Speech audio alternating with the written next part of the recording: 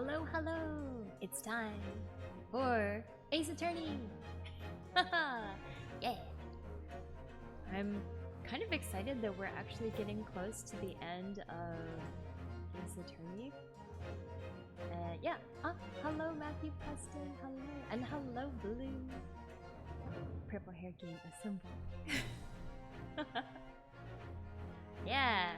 So we're actually on part 2 of the trial, not part 1.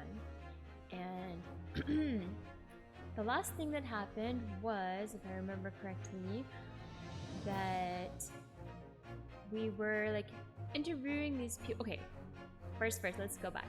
So this trial is about the death of Inspector Gregson, and Kazuma-sama is being prosecuted for the death of Inspector Gregson, and oh no, I'm sorry. Kazuma-sama is the prosecutor, and wait, are we the prosecutor? No, hold on. wait. I think Kazuma-sama is the prosecutor. Anyway, it's all the old like cast of characters, you know. There's Van Zieks. Van Zieks is the defendant. And are we his lawyer? I think we're his lawyer. Yeah, we're his lawyer. It's so confusing. Yeah, we're Van Zieks' lawyer this time, and Kazuma-sama is the prosecutor. And we're trying to figure out what happened. Oh, hi Rise Eric! Hopefully nobody will see, but I want to make sure that, you know, that people are correctly punished for their crimes. So we'll see. I don't think Van Zieks did it. Okay, and the last thing that happened, alright, yeah, so Van Zieks is being defended by us, and the last thing that happened is we determined that we can't say for sure when Gregson died. We're not sure. And then there's all this cast of characters that are like street seller people that were like around, and we were interviewing them, or, you know, cross-examining them.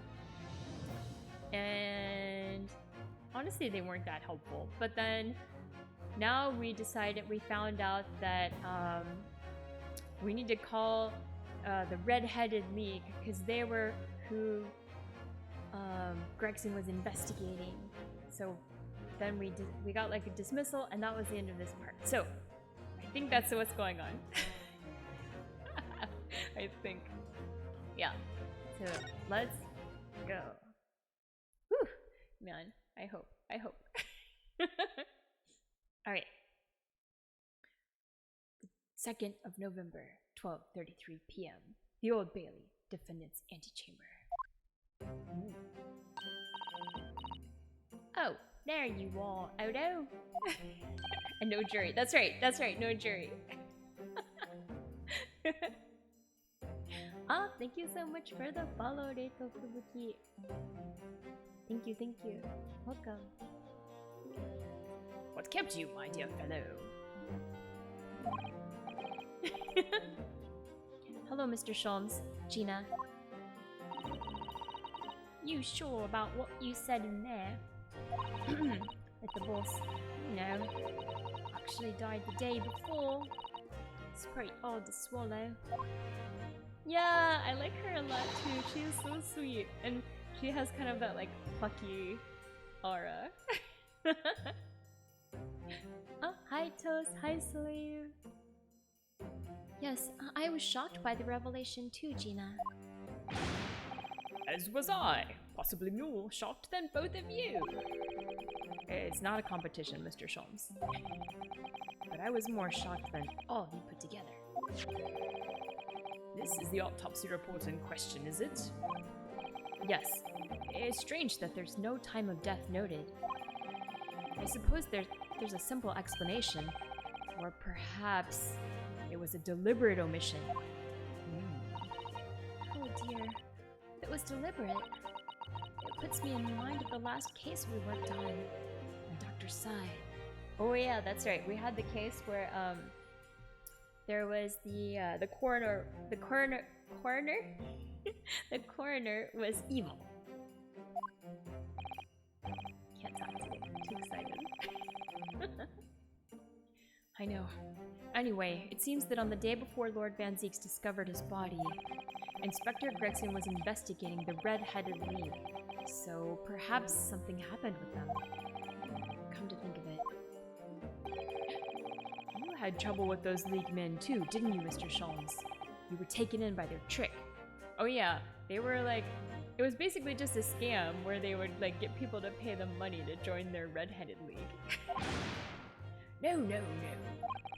Naturally, I wasn't taken in, as you put it. My sleuth-hound interest was merely piqued slightly by the rare scent of a weekly £4 income. And that scent masked the underlying scent of deception, I suppose. The two criminals in question are the pair we saw being arrested yesterday, aren't they? In Mr. Sholmes' suite, I mean. That's right, Sis. And it was me what took them in. Thanks to a tip-off by a good law-abiding citizen. Indeed. Yours truly. So it's gonna be that pair in the witness stand next, is it? Something doesn't quite make sense to me, though. The day before Inspector Gregson was found, you hadn't had trouble with the Red-Headed League yet, had you? Why would the inspector have been investigating them? There's more than meets the eye here. Well, likely explanation would be that Gregson's own sleuth-hound interest was piqued by the rare scent of a weekly £4 income. Oh my god. Don't tar him with the same brush as you, Sholmes. Yes, well... Then there's the whole issue of Inspector Gregson being investigated by Lord Van Zieks for some reason. Yeah. The Reaper. The Red-Headed League. Inspector Gregson. Lord Van Zieks. She's British, isn't she? British. Oh god, help me.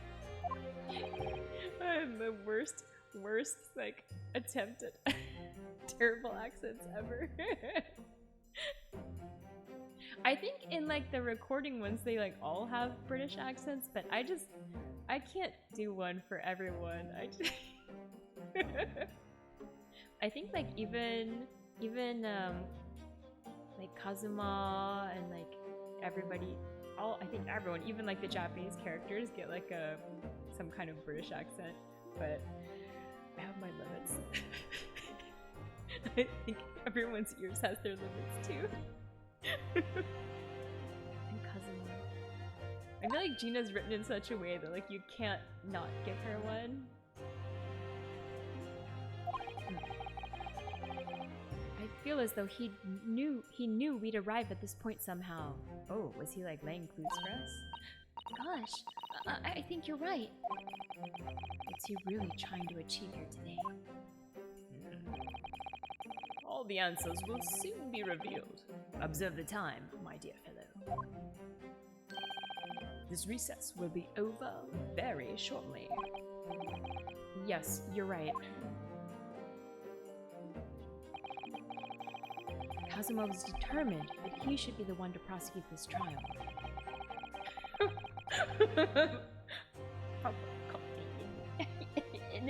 Oh my god, I can't do it.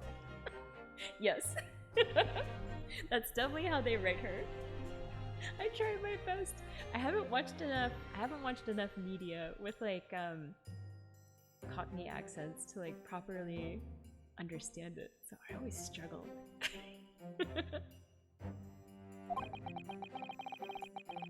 I feel like that's how I pick things up, is like just from watching like TV and movies.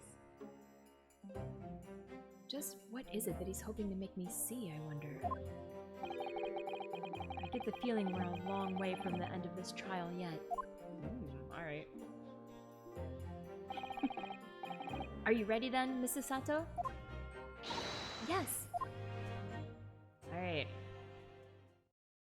Help us, Susato-san! Alright. 2nd of November, 1 p.m. The Old Bailey courtroom. Lived in London for 8 years, never picked up the accent. I feel like maybe, I feel like the accent you get when you're like in your formative years is what really stays with you. I think, yeah, my accent didn't change that much like when I moved. Although I did get like, I had a roommate for a while that was from the Midwest. And so sometimes people will say I have like a bit of a Midwestern American accent, but after that, yeah, nothing's changed for me either. Alright.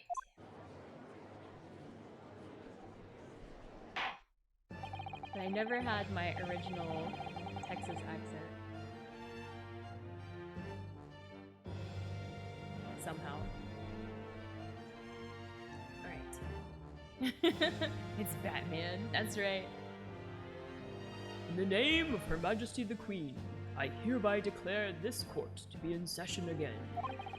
We resume the closed court hearing of Barak van Zieks, here present, who stands accused of murder. Now then, Prosecutor Asogi. My lord. Have you summoned the witnesses as requested? Yes, the 2 members of the Red-Headed League who planned and carried out the deception. They arrived not long ago from the local prison by police carriage. Very good. Bailiff, usher the 2 men into the courtroom. Ooh, alright, let's see who it is. Kazuma's hair is looking great as always. He is a smooth... well, he's not a criminal.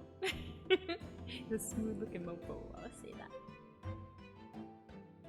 I like his whole getup is very suave. But yeah, no feelers. The feelers of justice are not feeling today. These 2 men are currently being held by the police on suspicion of attempted extortion. You may omit your occupations, but state your names now for the court. Alright. Oh, alright, we've got another French guy. Jeez, okay. I am Fabien de Rousseau. A descendant of the great de Rousseau family from Nice, in France. En français? I can't do it in French. Oh no, it's an Italian guy! And my name is Peppino de Rossi. Oh my god, help me. I am the 3rd son of the great Familia de Rossi, the landowners from Napoli. Oh my god, that's the worst one yet.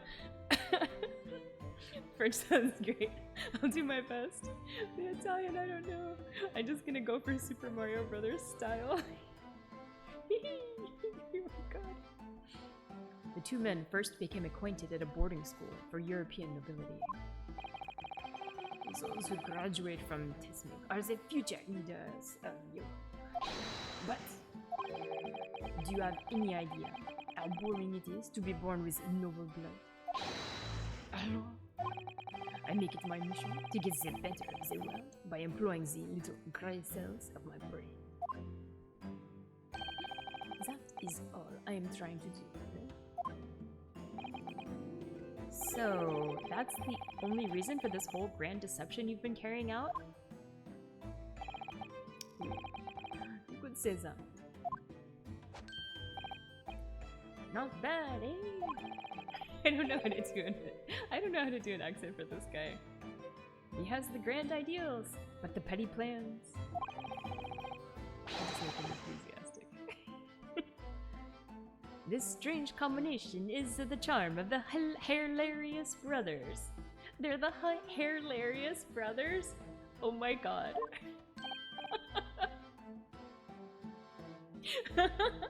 Frenchman 6 out of 10. French woman 10 out of 10. I'll take it. Si, capo? Russo's not entertained. Listen to me, Peppino. I have 2 things to say to you. Eh? Che, are you about to tell me one of your grand anecdotes? Evviva! Firstly, I want you to stop calling me this couple. And secondly, we are not the hilarious brothers. This is serious business. Che bello! There it is, the couple's trump card, the furrowed brow. It is deep, huh, Capo? The furrow and the meaning of your words. Yeah, I can't really do Italian. The court has been led to believe that under the banner of the Red-Headed League...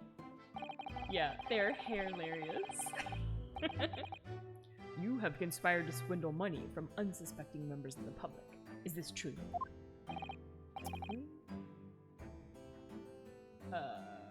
C'est ça. And what exactly was the nature of the deception by which you had planned to defraud? Hello. I will explain it. No, Capo, leave it to me. As you see, we both have the vivid red hair, no? At school, we were teased for this without pity. Capo here, who was many times behind the schoolhouse, crying like the Trevi fountain. Woohoo! Those dogs! One day they will respect us Reds! Every night, he would bury his head in his pillow. C'est bien, Pepino. Enough. I will explain the rest. The first was a newspaper advertisement. About 1 week before the plan was put into operation, we listed the same notice in every paper in London. Yes, we saw that notice. It was this one, I believe, entitled To the Red-Headed League. I am honored that you have seen it.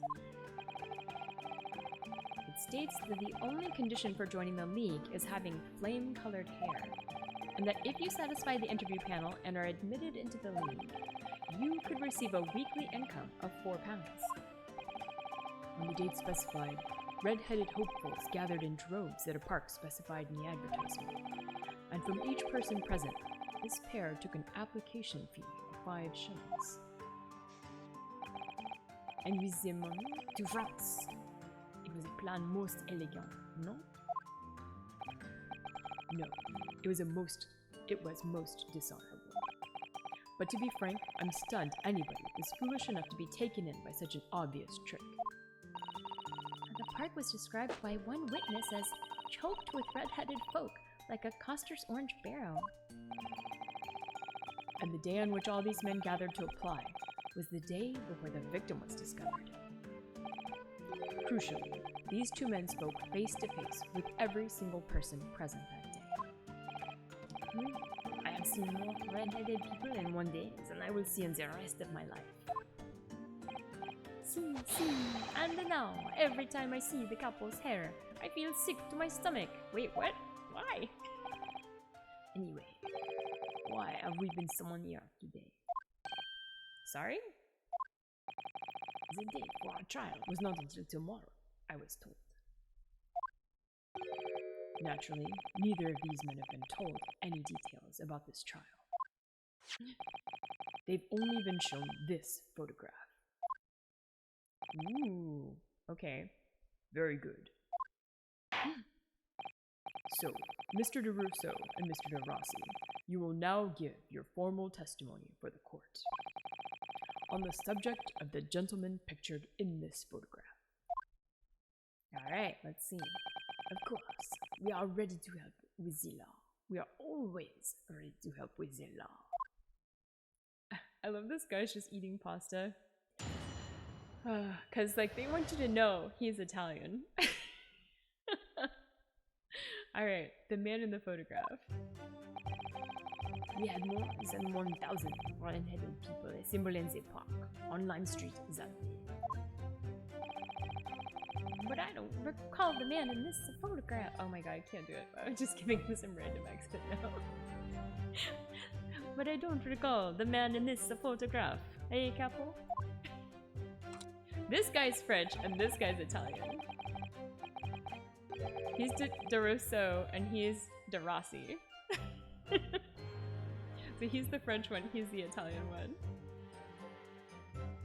No, I don't remember him. Obviously, he is dead now, but I assure you, he was not in the park. Allora, this victim is nothing to do with us.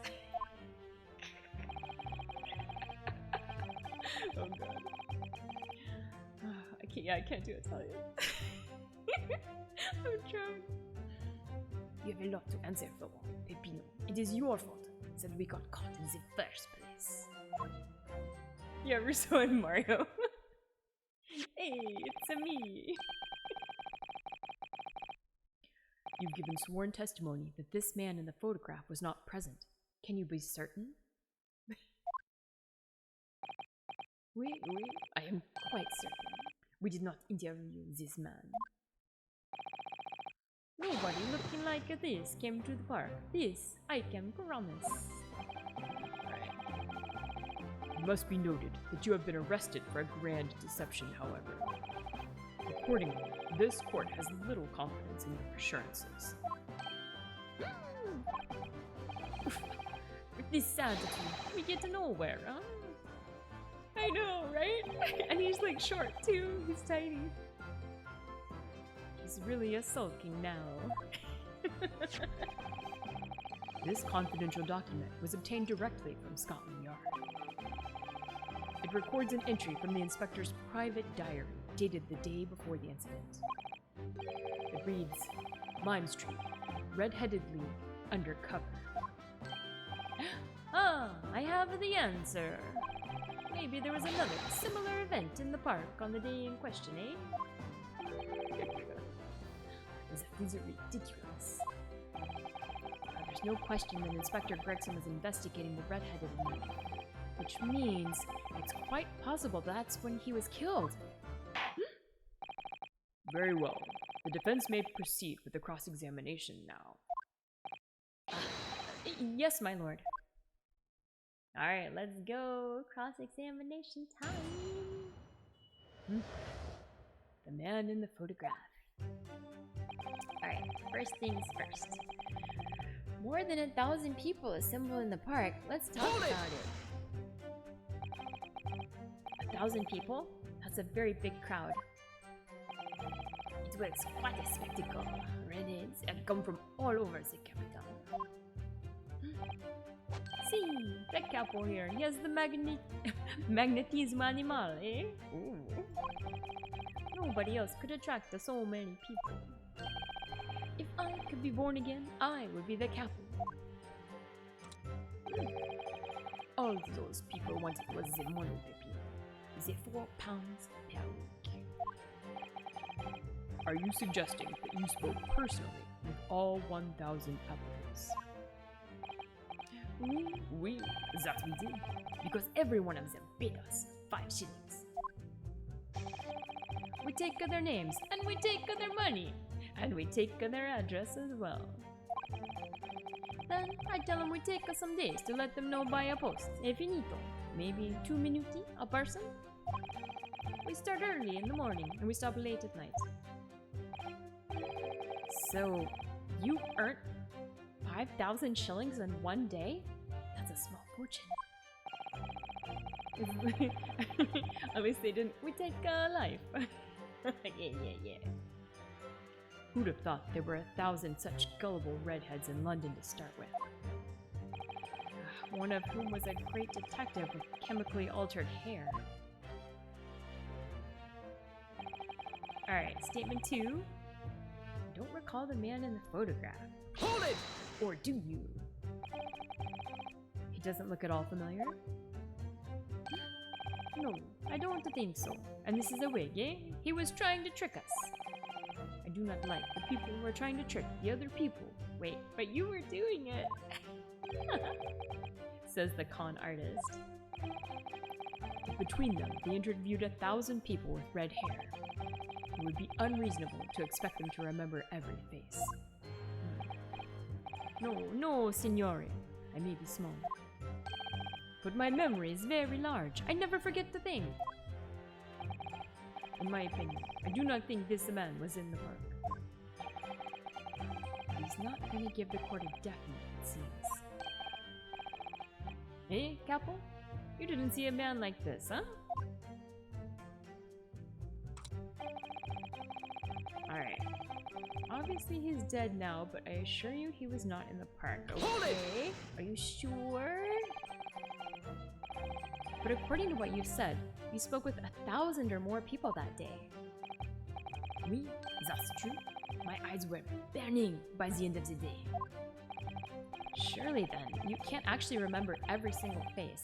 How are you so certain that this particular man wasn't present? Normally, the red hair is very distinctive, eh? But not when you have 1,000 redheads crowding around. Then it is just an eyesore. Wait, what case is this and why is Batman here? Oh, Batman is the guy that's being accused of murder. Inspector Gregson was murdered, and Van Zieks was found holding a gun over the body. He says he didn't do it. Yeah. And Inspector Gregson was supposedly investigating these people right before he was murdered. So, yeah. Alright, let's see. What if there was some other information you could have given us that maybe we could recall? Braving an innocent, no way! Yeah, that's why the wig, right? Hi, Q_, how are you doing? That is not the line, Pino. Remember, we do not remember him. We are sure of that fact, eh? Ooh, that's sus. That's sus. If there was a man with a red hairpiece, but his mustache did not match the color, then I do not think I could have forgotten him. Kazuma said these two had only been shown that photograph, and they'd been told nothing else at all. Oh, what if I fed them just one other detail about the victim? For example... Oh my god, his fish and chips! I don't think the name would help. Maybe the profession? I don't think it's the fish and chips. No, it can't be the fish and chips. I don't know. I think we need to know the secret recipe for the unlimited fish and chips. You're dreading the coming of tomorrow? No! Oh my god, I'm not doing fish and chips. I'm gonna do his profession. No fish and chips.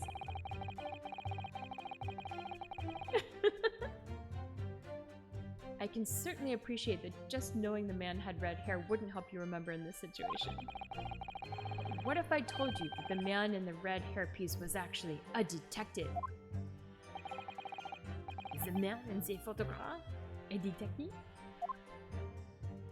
Sorry. Yes. It would appear he found your notice in the paper suspicious and decided to investigate incognito.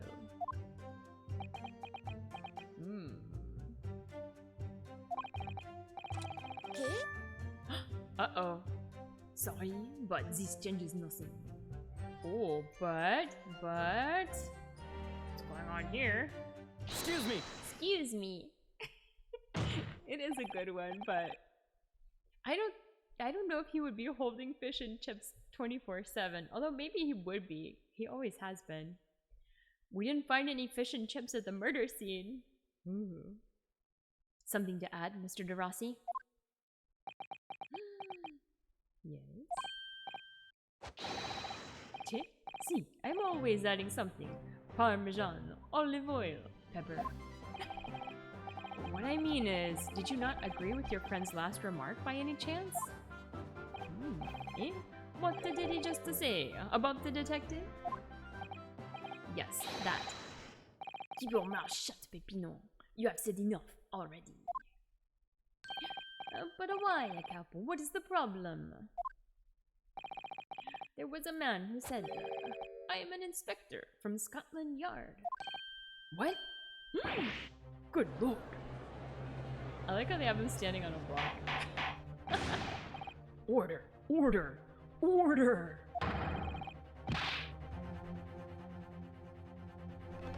Wait, what is this one? Explain this in full defense. In your testimony, witness. Oh, must mean about face. En français. There was no such man. Hold on a second. Okay. There was no such man.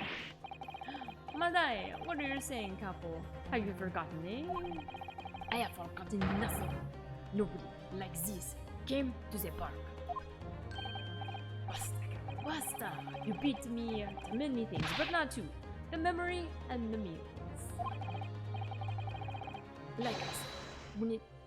Like I said, when it is time to eat the pasta, no one is a fasta. Oh my god. But you are inferior to me in every other way. So shut up. Objection! Yeah, it rhymes. Oh my god. Everyone's beating the dust now. Oh, what happened? The damage is done. Indeed it is, sir.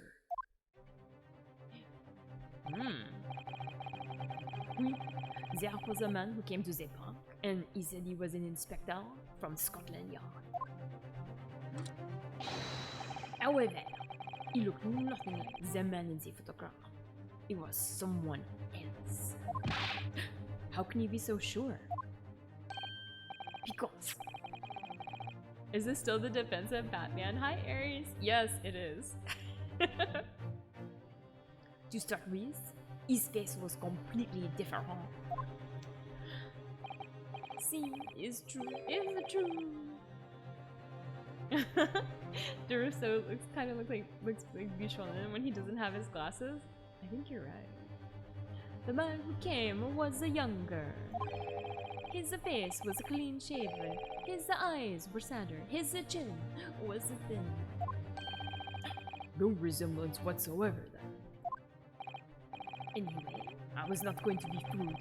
I took the obvious precaution and said to him, "If you are really a detective, show us the proof."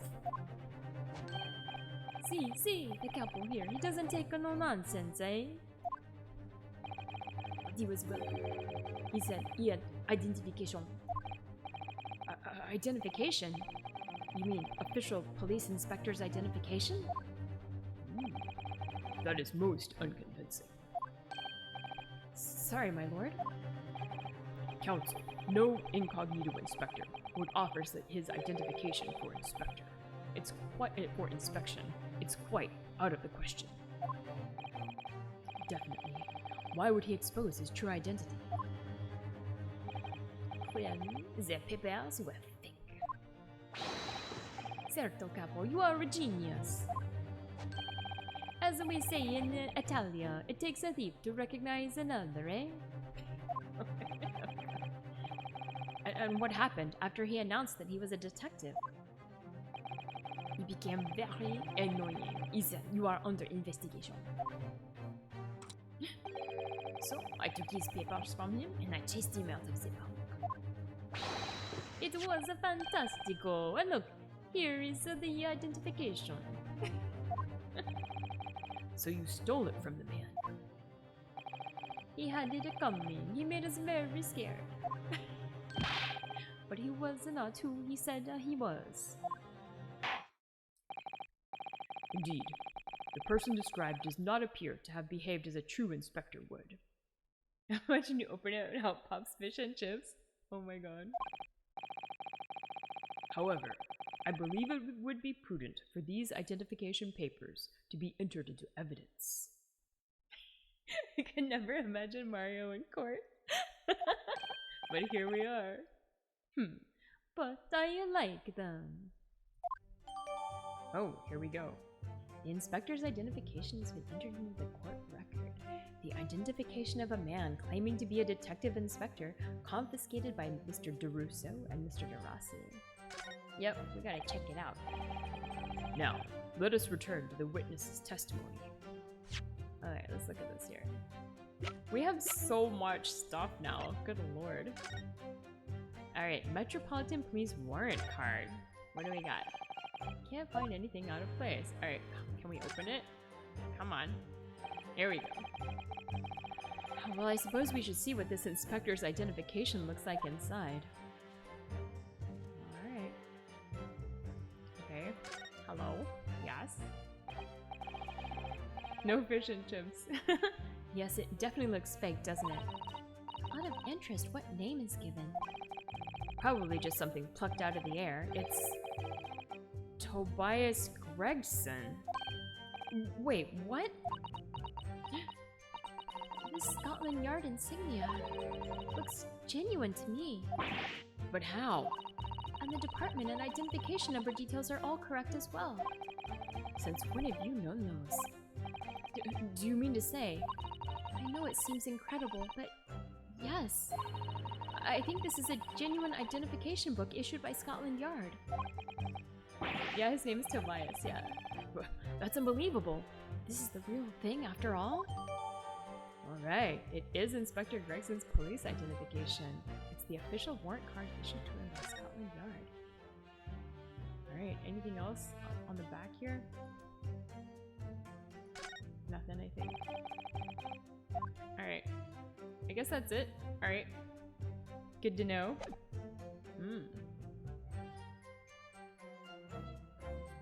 Alright, let's go back.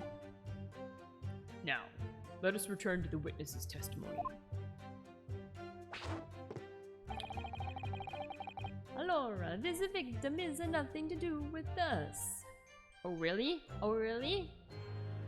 We just found out that it was Tobias Gregson that was the guy you stole the paper from, who's the guy that got killed. So I think it does, and I think we should show let's show the identification to him. Objection! Yeah, how about that? How about that? I wonder if I could ask you to examine this identification book very closely. Miss Lestrade?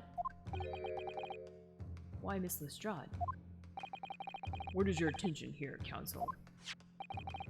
Is this really a fake, or is it genuine? That's the question. Which we can't answer ourselves. Objection! Don't be ridiculous. No Scotland Yard detective would allow his or her identification to be stolen. Hold it. That is the boss's. No question about it. It can't be. As I suspected. Restarting. Hireling Shin. Oh wow, what? Oh my goodness. Wow. Wow. Thank you for the blurb, Erling Shin. Welcome. Hello, hello. Oh, and also hi 100 Mile Runner. Hello, welcome. Alright. The undercover detective who attended the Red-Headed League's enrollment on the day in question was the real Inspector Gregson, carrying out an incognito investigation. Zut aloha! My goodness. Order! Order! It's been very exciting. But if the boss had his identification stolen, they would have reported it straight away. I mean, he was always on at me about it. If you lose something, report it at once, he'd say. Could it be then that the inspector was physically unable to report it? Hi, Claudato. Yeah, he sure did. Physically, eh? What are you saying? Unable to? You're not suggesting. Good afternoon. Yeah, that's right. It's afternoon for you. It's 11:03 p.m. here. Yes. It's quite possible that he was killed before he had the chance to report his identification stolen. No. Drama. Order! Order! Order! The defense posits that the victim was killed the day before his body was discovered at a different location. Do you two have anything to say about that?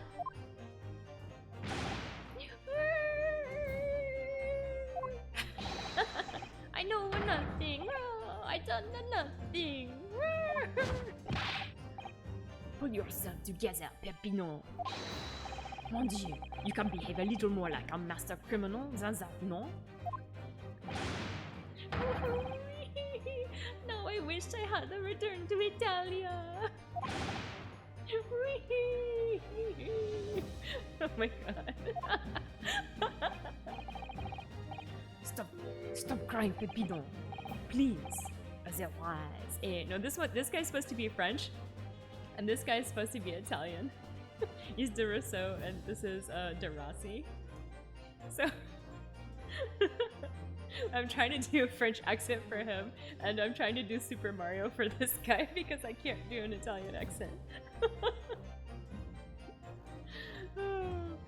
Stop crying, Peppino, please. Otherwise, Stop your whining. Oh my god, I can't. Hold on. There's too many accents. Oh my god. Stop your whining. Stop talking. She's supposed to have like a Cockney accent. I'm just like, there's too much going on though. she's supposed to have Cockney accent. Usually I can do better for her, but oh my god. Okay, this guy's just still doing the same thing. but you will tell everything or face the worst possible outcome.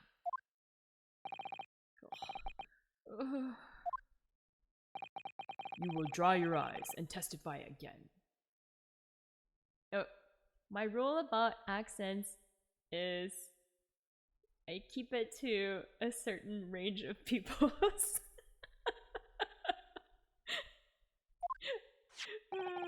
In the interest of not being offensive. Or not being too offensive anyway. I think some of my accents are vaguely offensive in their quality at least. But I try not to be like actually offensive. About these identification papers and the precise circumstances under which you came by them. Still crying, this guy. For crying out loud. Yeah, we need a German and a Spaniard. There was a German one before, which I also like really struggled to do German accent. We haven't had a Spaniard yet, I think. There was like a German little boy in the case about when there was like the hot air balloons. Oh, that was hard though. You're so sorry. Oh no, I don't think you are. It always just kept drifting over into French somehow. The truth is, we took him prisoner and kept him for the night at our secret hideout. Even though I didn't think he was a real detective, I was too scared to let him go that day, just in case. It would have been hilarious, as long as you have a good sense of humor about it. We took the man's identification from him and shut him up in the room next to ours. Or just shut him in the room. There might have been a little tussle, but we did him no harm. And the next morning, we let him go. Rato asu sutiku taza inguri shuakuzentsu. Oh no, wait, what? Let us... Wait. That's too hard to read it. Something about English accents? You can't tell. He spent the night in a nice room. It was nothing like a prison, really. Oh my god. This is outrageous. You imprisoned the man? But no, was not like a prison. It was very comfortable and calm and happy. Who's happy? No. A couple? Oh, the Rousseau's just crying now. It was never part of my plan. I swear it. Oh, let us. So you think it was my fault, eh? Just because I got the date of the ferry wrong. Just one a little a day. I do not think it was your fault, Pepino. I know it. No. Per favor, it is not fair. The German turning into French. Wait, some French folks might take offense with that, but I don't care. The only true insult to the German language is the Saxonian dialect and about 85% of German rap. Wait, there's German rap? I've never heard this. Maybe I shouldn't. Yeah, maybe that's how I'm failing. I need to do like hand motions. Yeah, that's why.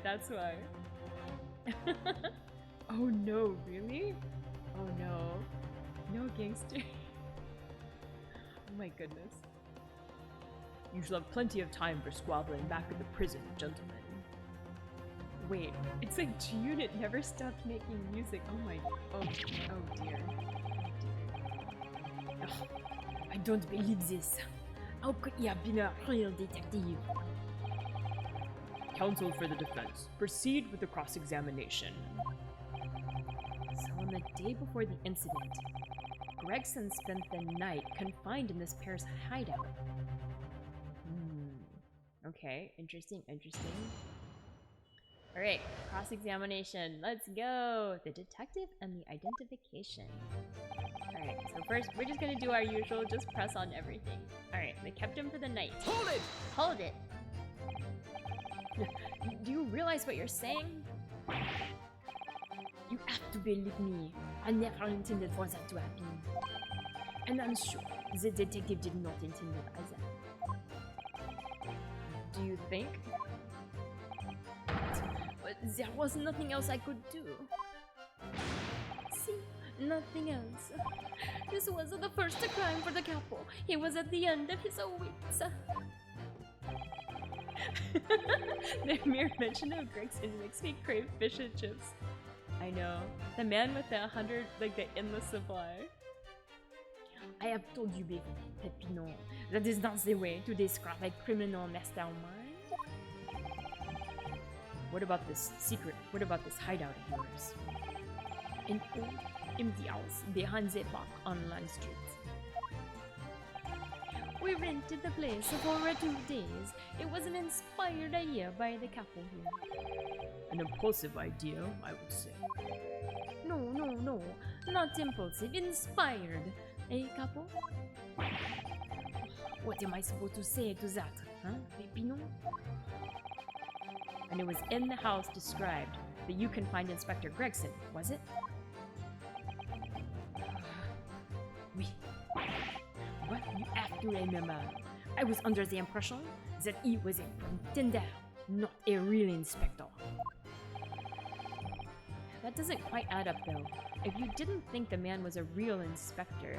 Yeah, he seemed, I think he's just freaking out. He's like sick to his stomach because he's nervous maybe.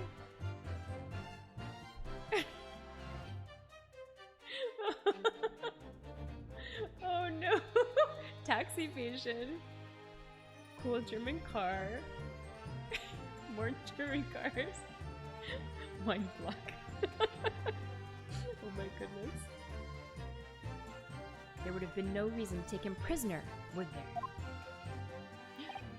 No, you are right. But we couldn't be completely certain. Alright, let's see. Alright, even though they didn't think he was real, too scared to let him go. Alright. But why? Too scared? Why? Just as I thought. Because why had he come to the park? We didn't know. There was was a chance that he had seen through my plan. And if that was the case, he would go straight to the police station to blow the whistle on us. I'm trying to like move my hand to make it more enthusiastic. I don't know if it's working or not. Even if he was just feigning to be an inspector, he was up to no good, without a doubt. Without the doubt, oh my god. I don't know who writes the scripts for these, but oh my god.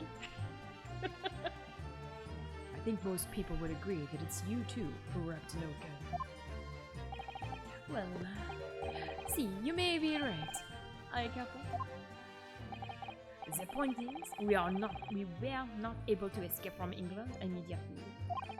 That is why we had no choice but to take the man prisoner. Yeah. It has been. It's good. It's good, and then it's like self-aware cringe, I think, sometimes. But I like it. I like it. They know what they're doing, I think. What I don't understand is why the inspector felt the need to show you his identification in the first place. This is a good point.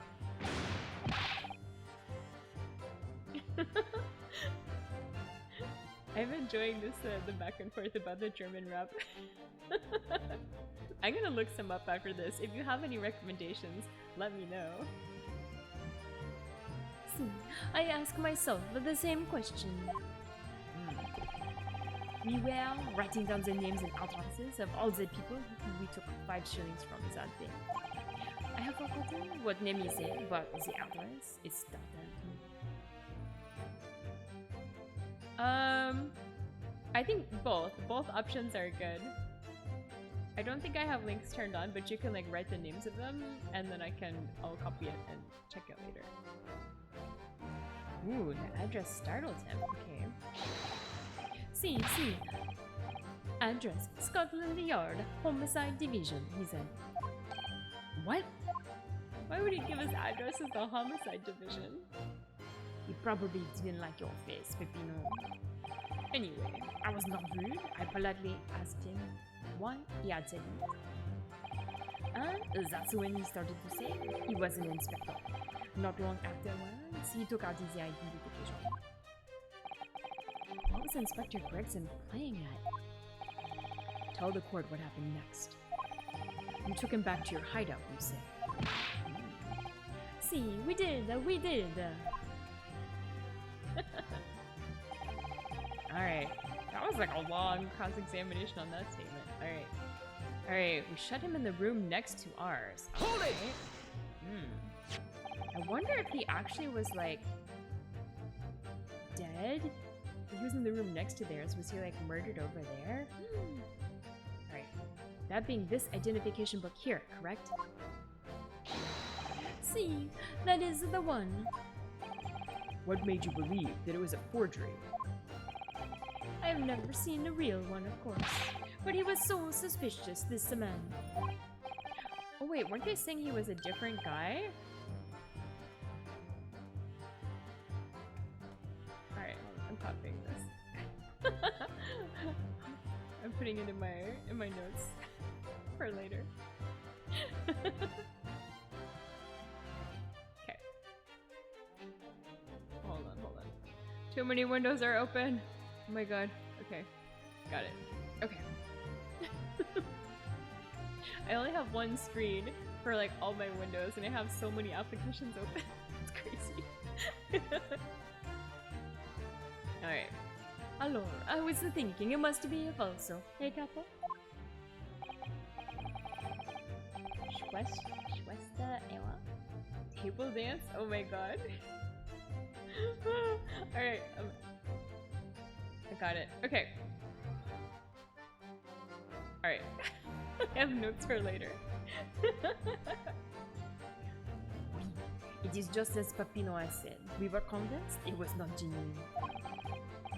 And so, together, the Hilarious Brothers, we took the man captive. The Hilarious Brothers? All we did was shove him inside a locked room. Then we made preparations to transport all of the money. In for a penny, in for a pound. Alright.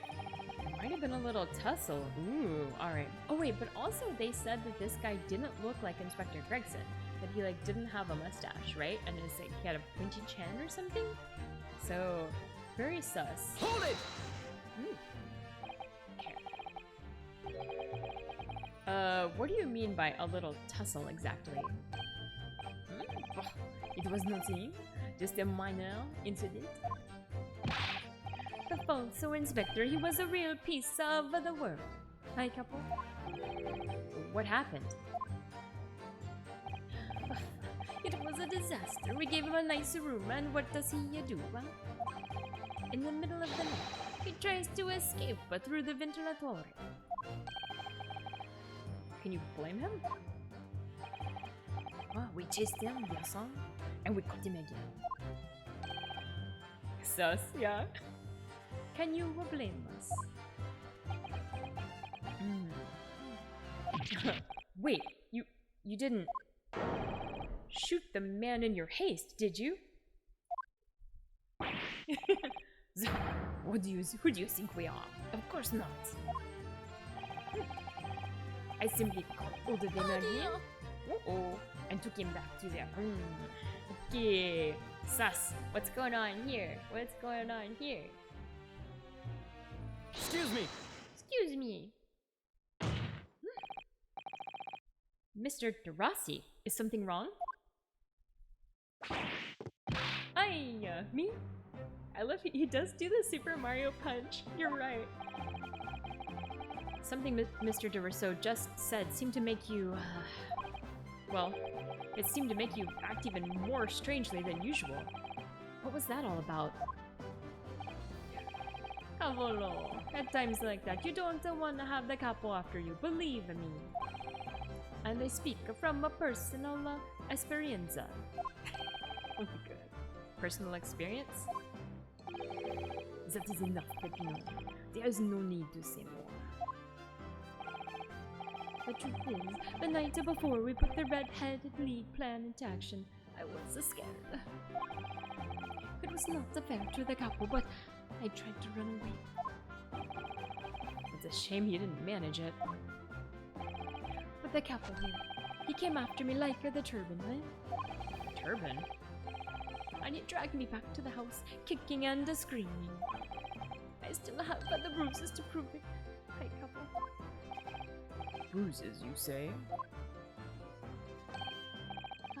You wanna see ya? You wanna see my fantastic bruises?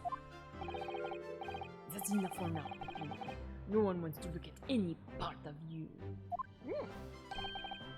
What to do? I show you, or I don't. I show you, or I don't. You do! Now. Ooh, Kazuma's mad. Allora, if everyone wants to see, then I do it. Oh wow! He was like getting strangled? Oh god. You see, it is very visible, right? That red ring around your neck, you got that when you were dragged back to the house? See, the couple, sometimes he is... Oh, I said, that's enough. This is strange indeed, right? He's like, he has like damage, man. Didn't someone else also have the same... Wait, didn't Gregson also have that or something?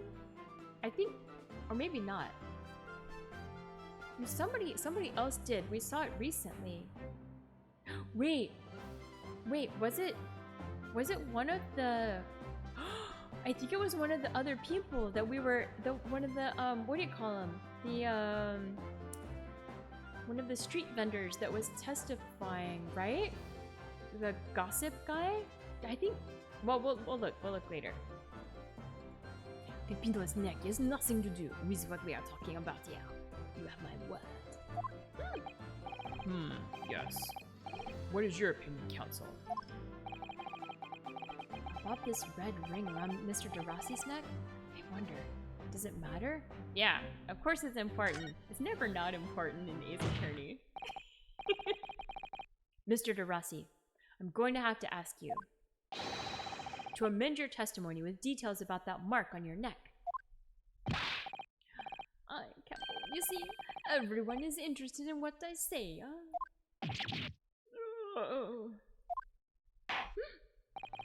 Very well. We will amend your testimony as requested, Mr. DeRossi.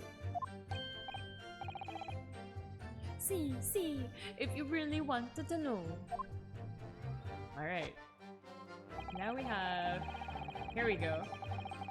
New testimony. Oh, how is the German rap? I want the review. Oh, we put a collar on him and dragged him back. Oh my goodness. Okay, okay. Wait, okay. I wanna look at... Wait.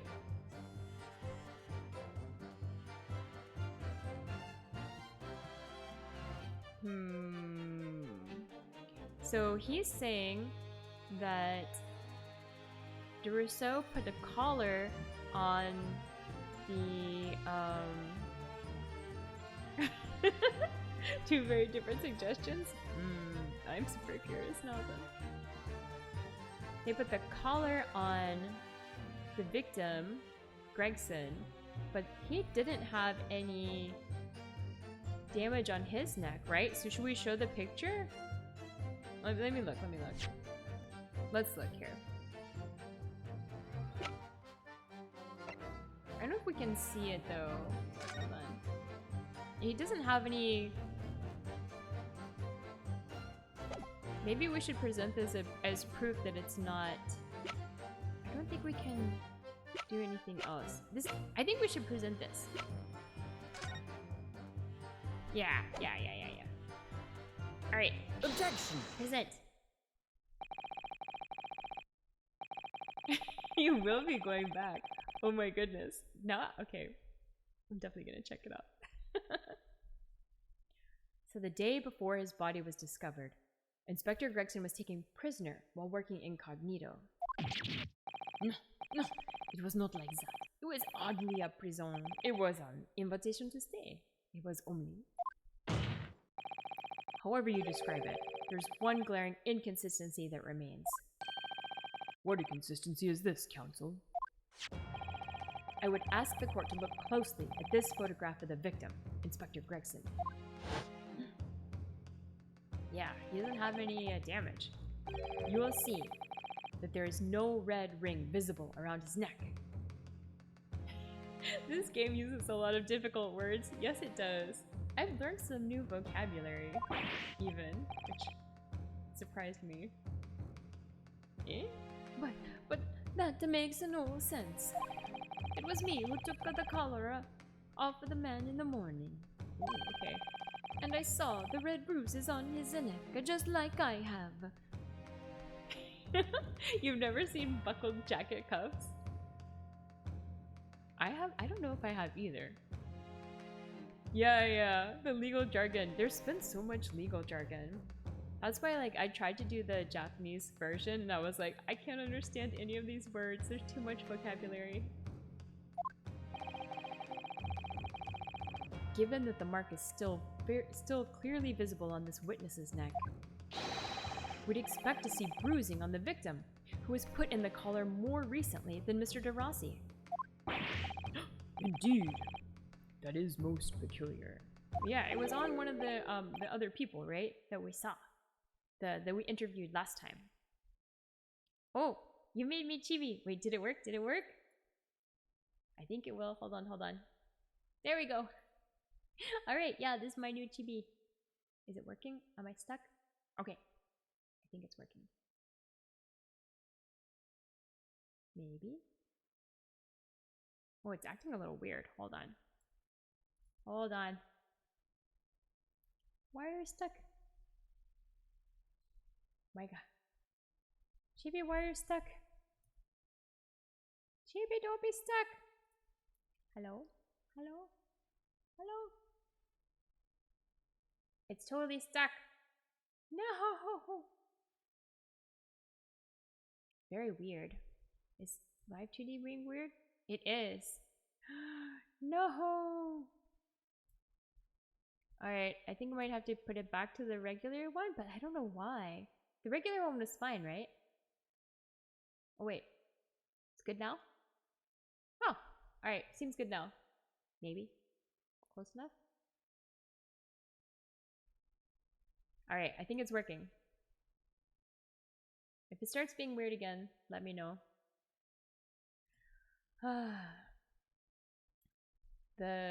Yeah, my computer's been a little weird lately, so hopefully it'll be okay. But yeah, this is the new TV that I debuted yesterday.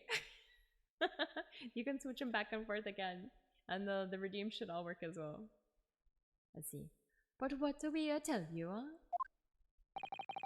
We say this from the beginning, many times. Oui, Peppino is right. The man in the photograph, he is someone different to the man we held captive that night. Oh my god. Order, order!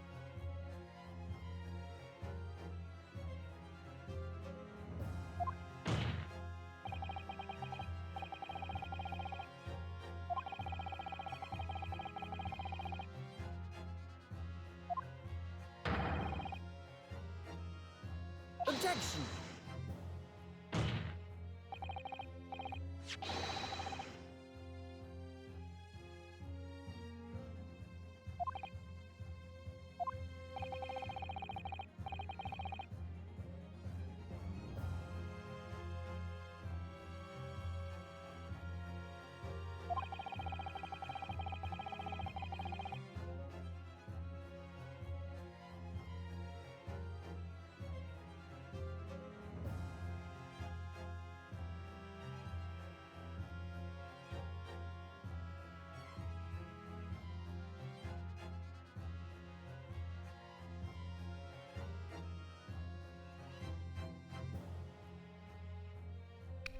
Hello? Alright, I unplugged the mic and plugged it back in. I think it's working? Kind of? Alright. Yeah, I looked at the... Yeah, my computer was acting very strange because it was doing that thing with the live 2D model and then the mic died. So yeah, we'll see what happens. Hello? Yeah, okay. Hopefully it works. Wait. Ah! Okay, oh. I know. It is very strange. Yeah, if it's weird again, let me know. I have to like hide the OBS to like make the windows be okay, so it's hard to see what's going on. Too many windows. Alright, let's see. The prosecution made that assertion itself. Ooh, so that was bad. And we also know that the inspector had made a note about the Red-Headed League in his diary for that day. Which surely means we can't divorce the two events completely. The inconsistency noted by the defense is most troubling. If it were the real Inspector Gregson, whom these two red-headed gentlemen encountered, the fact that no bruising can be seen around his neck defies explanation. But equally, if they had actually encountered an imposter, how did that person come to be in possession of the real Inspector's identification? Good question. Does the defense have some plausible explanation, counsel? The whole thing defies explanation. Imposter! It is for precisely these occasions that we keep meticulous notes in the court record, Mr. Naruhodo. Because those are the facts, and the facts cannot lie. No, the facts can't lie. Even when they point to something so incredible, it's almost unbelievable. Is it? Well, my lord, the true identity of the person who turned up in the park for the Red-Headed League's enrollment is revealed by information in the court record, I believe. Good gracious. Very tantalizing, Mr. Naruhodo. So, why don't you help us all to see whatever truth it is that you've apparently seen?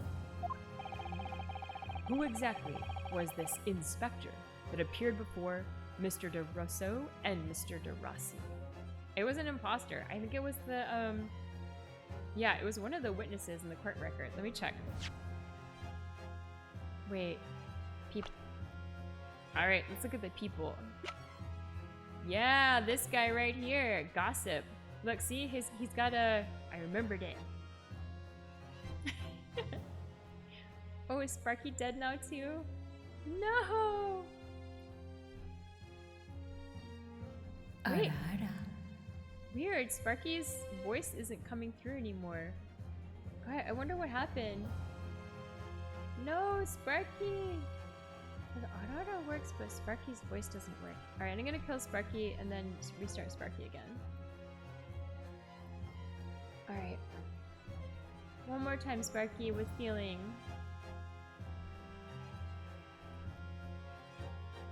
I'm sending test.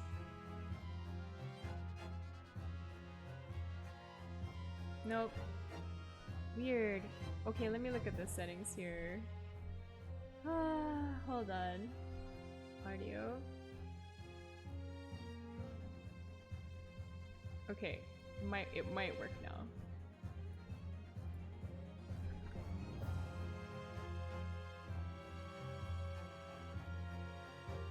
Nope, still not working. Huh. Okay, Sparky's broken. I don't know why. Yeah, I changed it to the correct audio device just out of... Oh, weird. Hold on. Yeah, something happened with like the audio that was coming out. Let's try it again. Let's try this one more time, I think maybe I fixed it. Maybe? Come on, Spoon.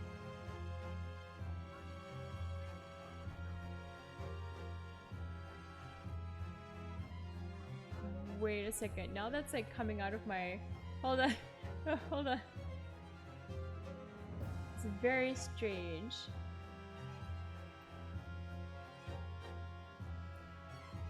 I don't know, something's wrong with the audio. Yeah.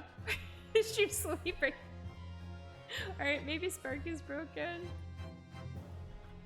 It started coming out of my, like, my monitor. Wait. Nope, still broken. Alright, I don't know, Sparky's broken, so please don't use Sparky for now, I guess. Yeah, the sound output is like... It's a mystery! It's a mystery. PC is possessed, yeah. Alright, just, we will continue. I'm sure everything's gonna be great. Yeah, it's gotta be this guy. See, he's got the mark. Oh, but why are they karate chopping? Because people in this game do things with passion. Whether it's like throwing wine glasses, drinking in court and putting your foot up on the desk, or like flinging yourself back and like hitting the back of the wall behind the desk here. They're crazy, so it was definitely an imposter. Though it seems incredible, I admit, the undeniable facts point to only one thing. Since no bruising can be seen on the victim's neck, the person who these two red-headed men took prisoner that day cannot have been Inspector Gregson. In other words, your whole argument up to now has been a waste of time. Oh, Kazuma, you wound me. Objection! Yeah, famous last words.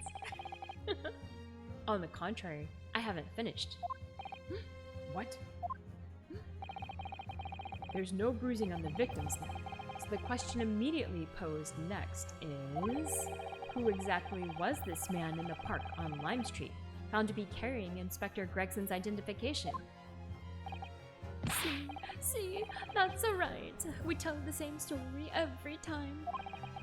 Whoever this man was, the couple dragged him from a pillar to a post with the dog collar.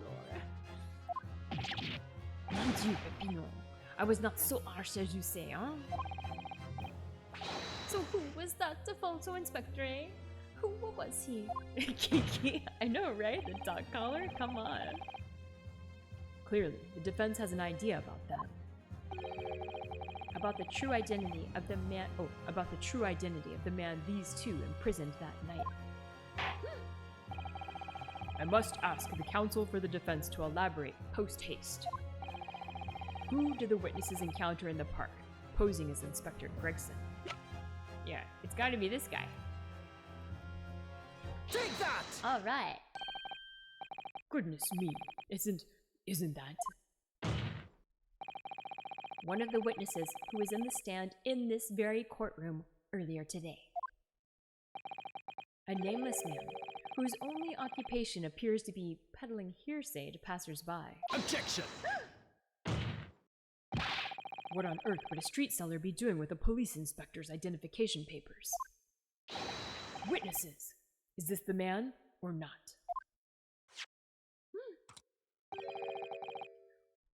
What has happened to his lip? See, this man is not for the red-headed league. He's looking for the twisted lip league, no? Perhaps rather than making such a rash claim next time, you should bite your lip instead. It seems improbable, yes, but one undeniable fact remains. During his testimony earlier, I noted something around the man's neck.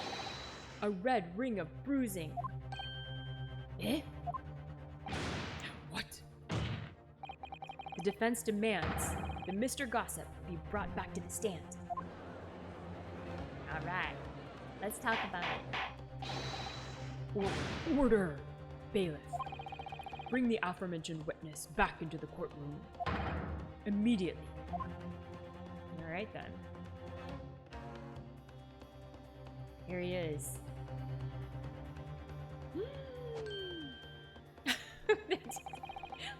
You're matchy-matchy. Well, I never. An undeniable ring of bruising indeed. And identical to that of the witness beside him. Now, what's going on here, eh? I've always had this, me. It's a birthmark, isn't it? A birthmark, you say? I assume the reason you've been recalled to the stand has been explained to you? That smile, right? I know. He's a little too proud of it. Hi, huh? Something about an inspector again. But I'm telling you, you've got it all wrong as usual. I know, right? He's nervous.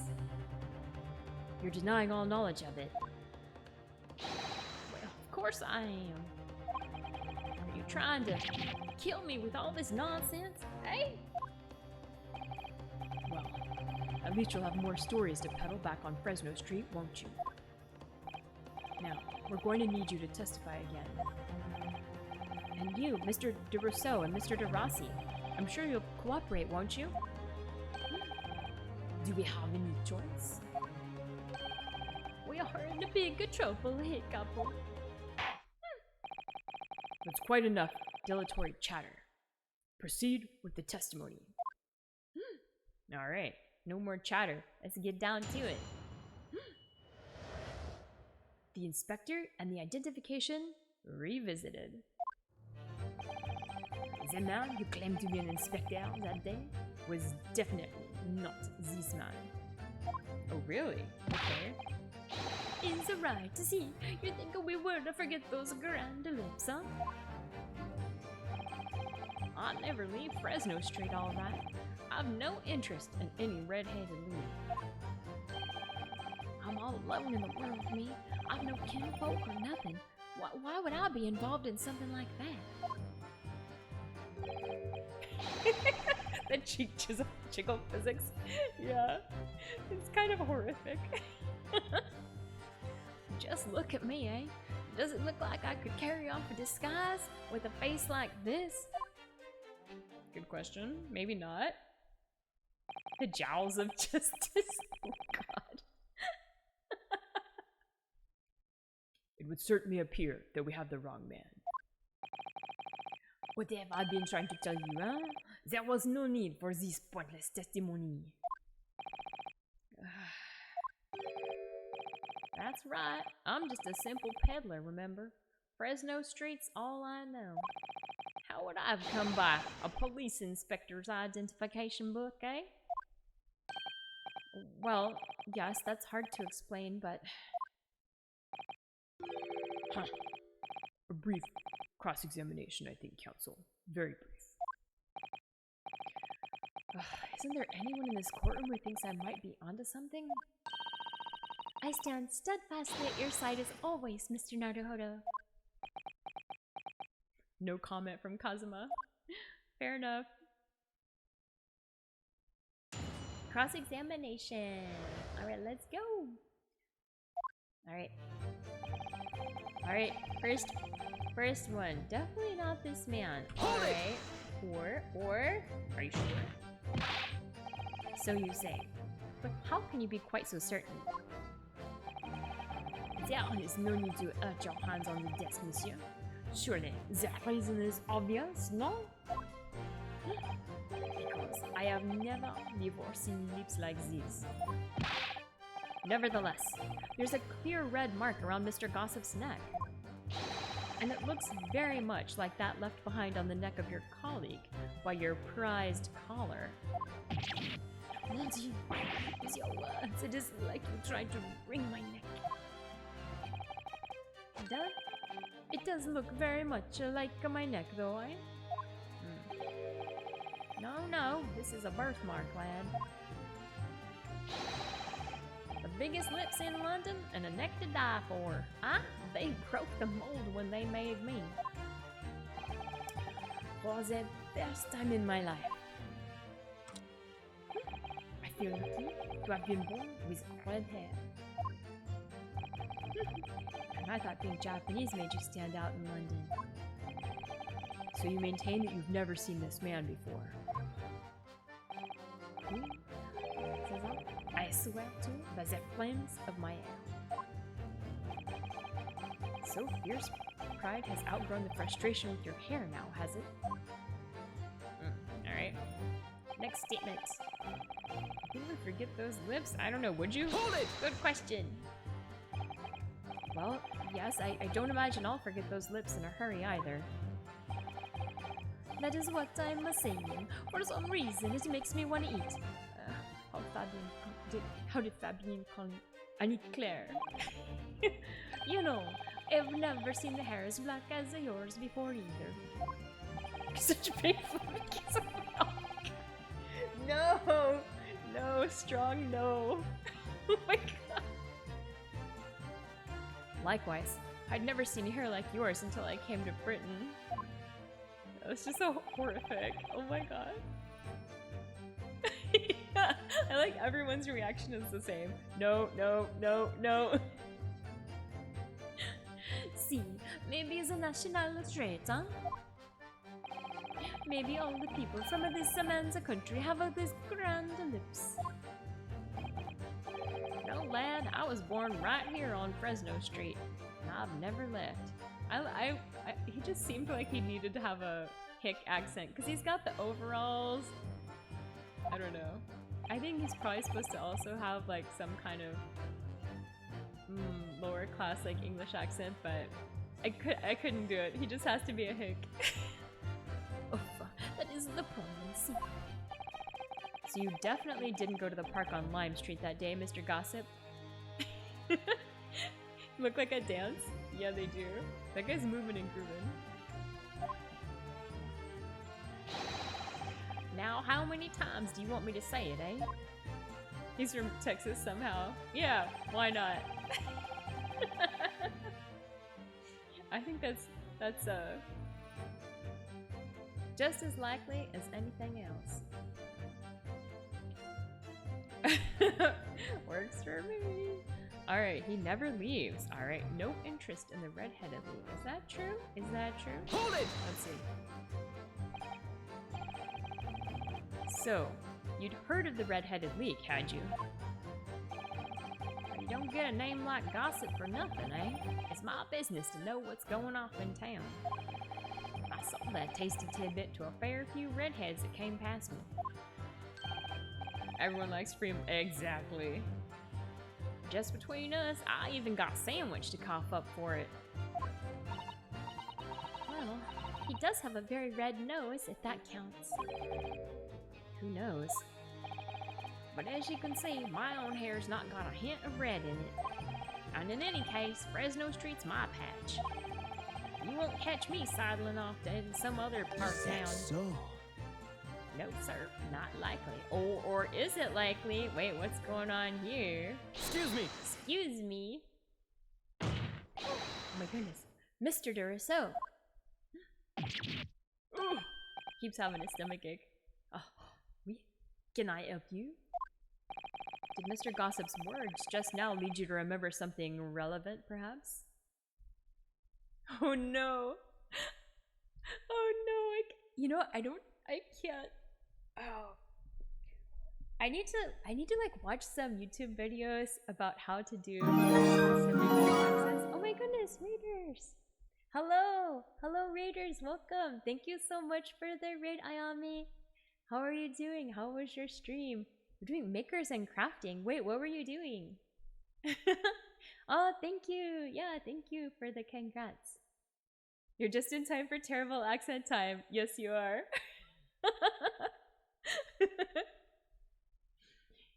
Yeah, thank you so much for the raid. Hello, Raiders. Welcome. We're doing Ace Attorney tonight. Yeah, it's all my bad accents on display.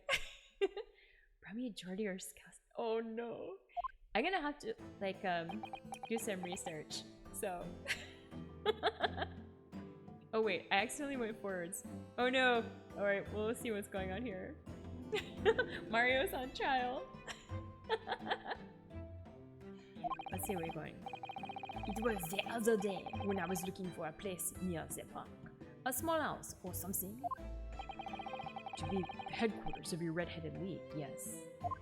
But yeah, if you need to like go and rest after your stream, please feel free. But I want to know like what you're doing for makers and crafting. I'm curious. Wait, were you scrapbooking? I know you do scrapbooking. Oh, nice. Yay! Are you gonna post it on Twitter later? Yeah, I'll check for it. Okay. Yeah, I wanna see. Nice. Alright, let's see. Yeah! They always look so cute. Super cute. Yeah, you guys should follow. Wait, I didn't give you a shout out. Oh my god, let me do that. I've been bad at that lately. Oh my god. Okay, is it gonna work? I've been having some audio problems lately, but oh, it works. Good, good. Let's see.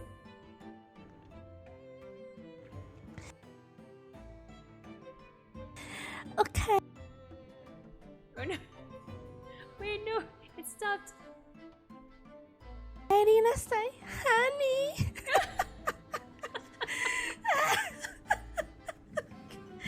Oh no! There, it started again. Hee hee. You could not escape it. That was great.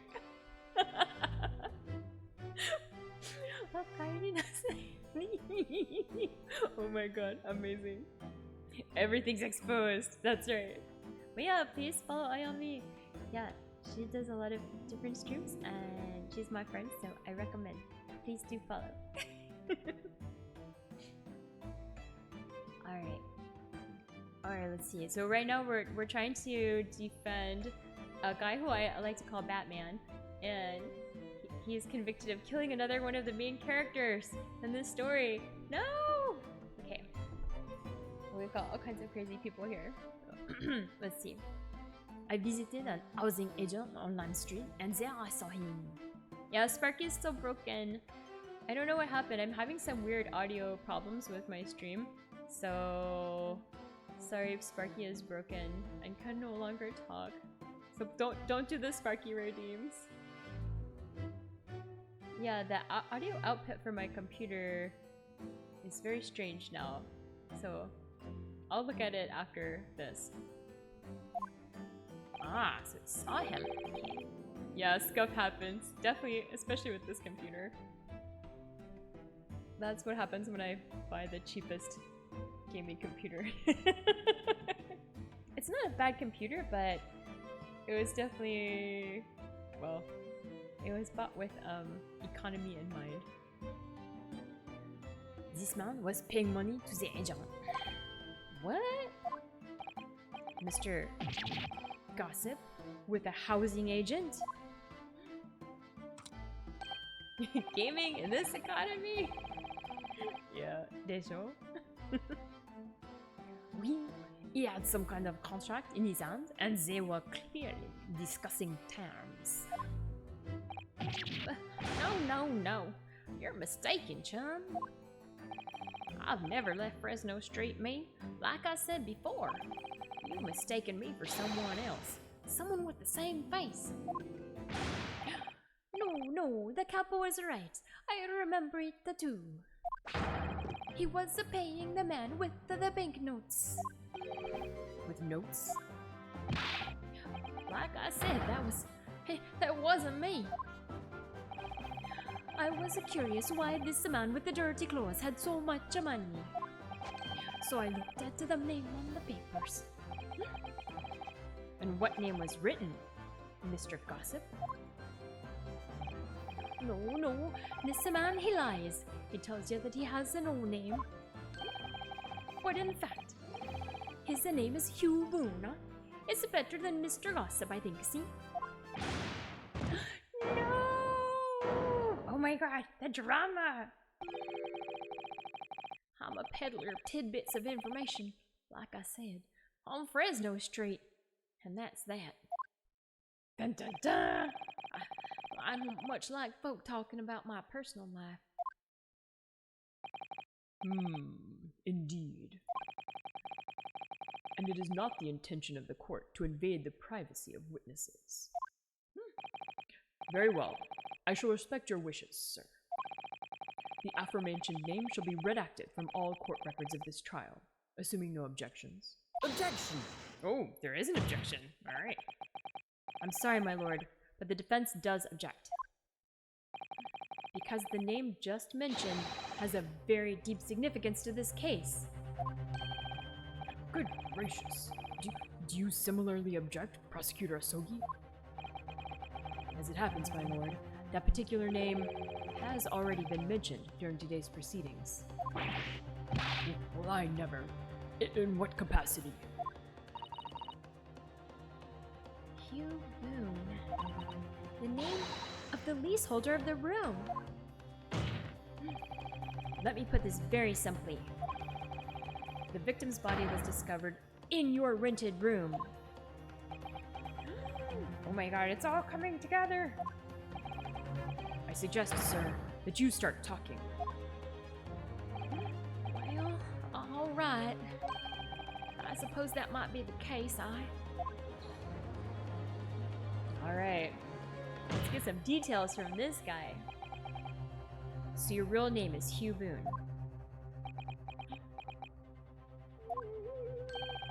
Well, just between us, I don't like to blow my own trumpet, but there's no finer peddler tidbits in town. So I happen to be able to afford a grubby little room in a fallen down backstreet townhouse.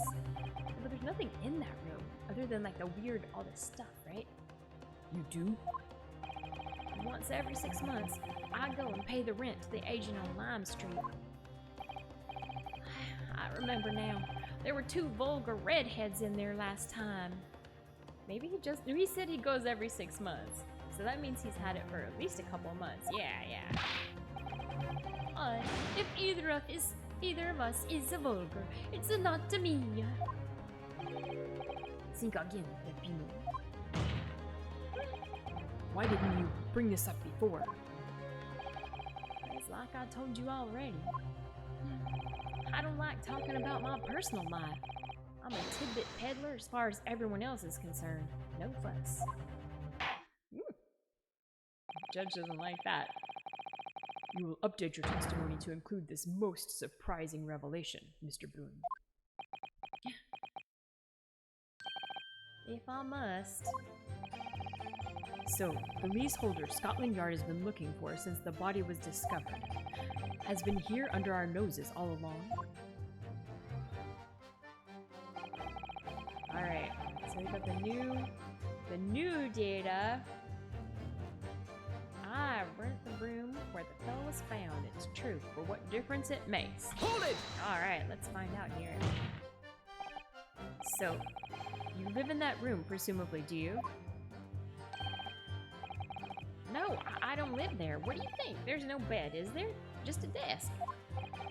Then why would you want to rent it?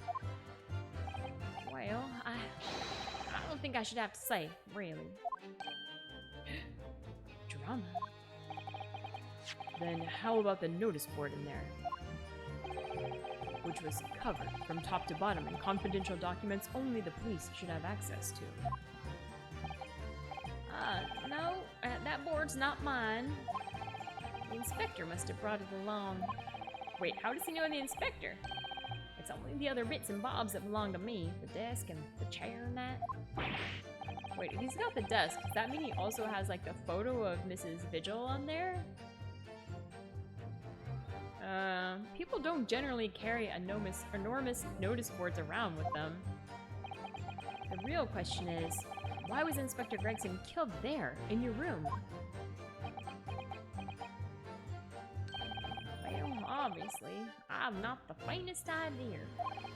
I mean, it's causing me no end of bother, to be honest. It seems to me that Mr. Boone would rather as little is known about his room as possible for some reason. Yes, and it does come across that way. And more importantly, knowing that the scene of the crime is actually his room completely changes things. In particular, there's one part of his testimony that's really bothering me now. That's how I'm finally gonna undo this man. Alright. I'm all alone in the world. I have no kinfolk or nothing. Wait, if he has no kinfolk, then why just have the picture of the lady? I'm gonna present the picture of the lady. Here, it was on the desk in his room, so check under his bed, probably. No! Oh my god. No. I'm gonna present this. Objection! Hey buddy. Who's this? Who's this lady then? If you have no kinfolk, as you put it. Then explain why it is that among the sparse furnishings, we found this photograph in the room. Oh no. I presume, as you've been renting the room, that this photograph belongs to you, does it not? Oh, well... Mr. Boone, drop the pretense and tell the court exactly who you really are. I don't know what you mean. I'm a peddler. I keep telling you so. You really don't need to bother with me. Please, just leave it alone. As the man says, leave it alone. Whatever the truth is about this man's life, it has no bearing on this case. Because it's simply not possible that he impersonated Inspector Gregson. Objection! How can you be so sure? Just look at the man. No amount of disguise could ever hide those unmissable features. Objection! But what if we were to look at this the other way around? What do you mean? Yes, counsel, what do you mean? Well, there's no denying that Mr. Boone's lip is very prominent indeed. Wait, what if it's a fake lip? What if it's a fake lip? Oh my god, it's prosthetics! Maybe he's in disguise right now. Yeah, oh, exactly, okay. But consider the possibility that his prominent lip is itself part of an elaborate disguise. Right? Although see, it's been around for a long time, so like, has he just been doing this disguise forever? Or whatever. Then, hiding that prominent feature, in other words, revealing his true face, would make an utterly impenetrable disguise. Wouldn't you agree, Mr. Hugh Boone?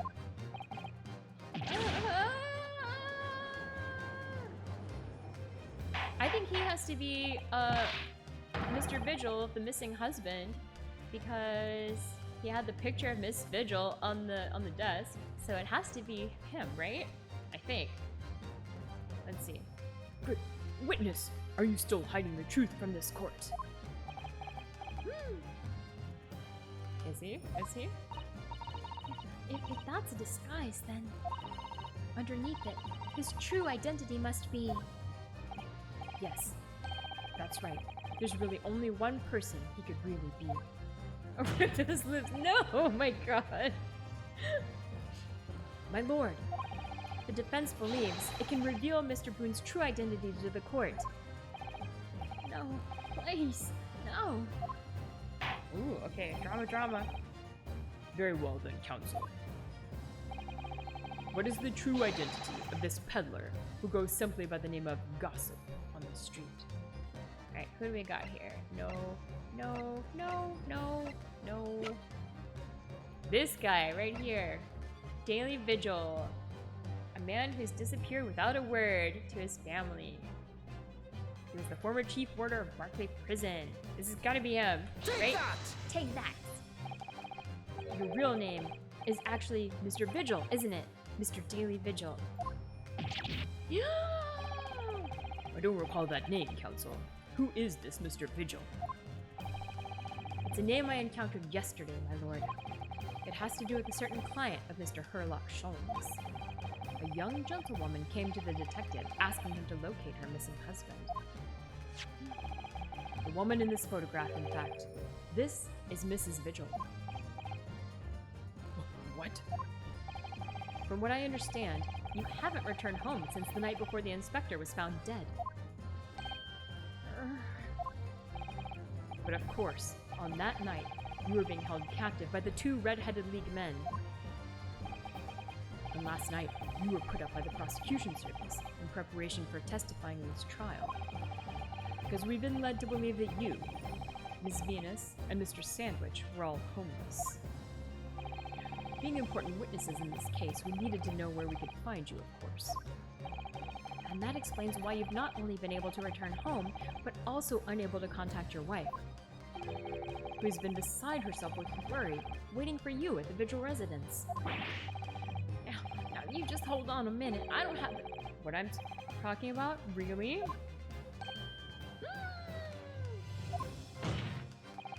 It's a simple enough matter to confirm my suspicions. All we have to do is pull off that disguise. No, please. Bailiff, bring soap, a sponge, and a wash bowl at once. Mr. de Rousseau and Mr. de Rossi, you will restrain the witness. Wait, they're making the other witnesses, like, restrain another witness? My god. Oui, my lord. Si, my lord. Whoa! Oh my god. No, stop! Get off! Oh my god. Dude! Alright. Who is it? Dun dun dun! They were fake lips!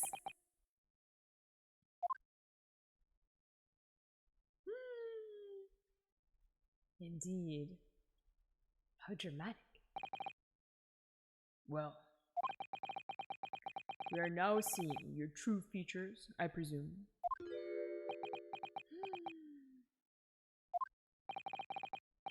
Lift your head, sir, so the court can see your face. Ooh. Objection, his hair is so fake. It does look like a wig, right? It's a different color. It would appear that the defense counsel's assertion was entirely correct. This has all been a very elaborate deception. So, witnesses, tell the court, have you seen this man before? I don't believe it, but... See, there is no question. This is the inspector we saw in the park. Extraordinary. Dramatic, oh my goodness. On the day of the Red-Headed League enrollment, the man claiming to be Inspector Gregson, who appeared before Mr. de Rousseau and Mr. de Rossi in the park, sacre bleu, Indeed. Was you, disguised as the inspector, or rather, was you posing as the inspector in no disguise at all?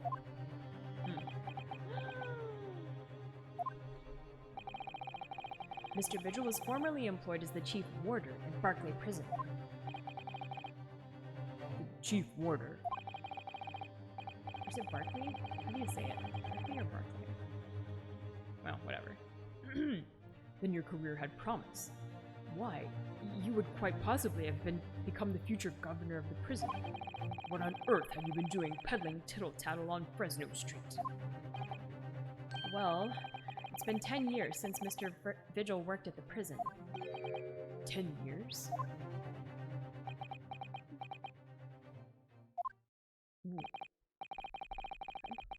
really dreadfully sorry about all this.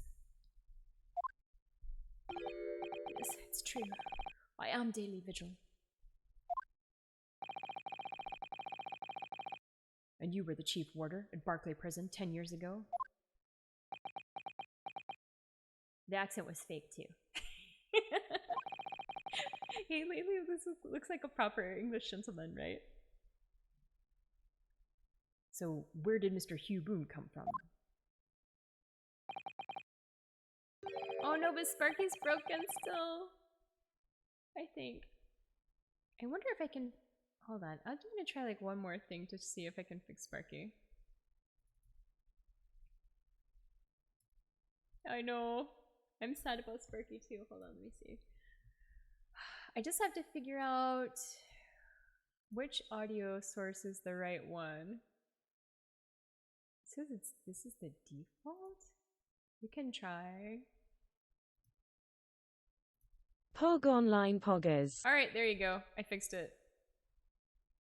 I think I fixed it anyway. Sorry about that. Can you try the talk with Sparky again?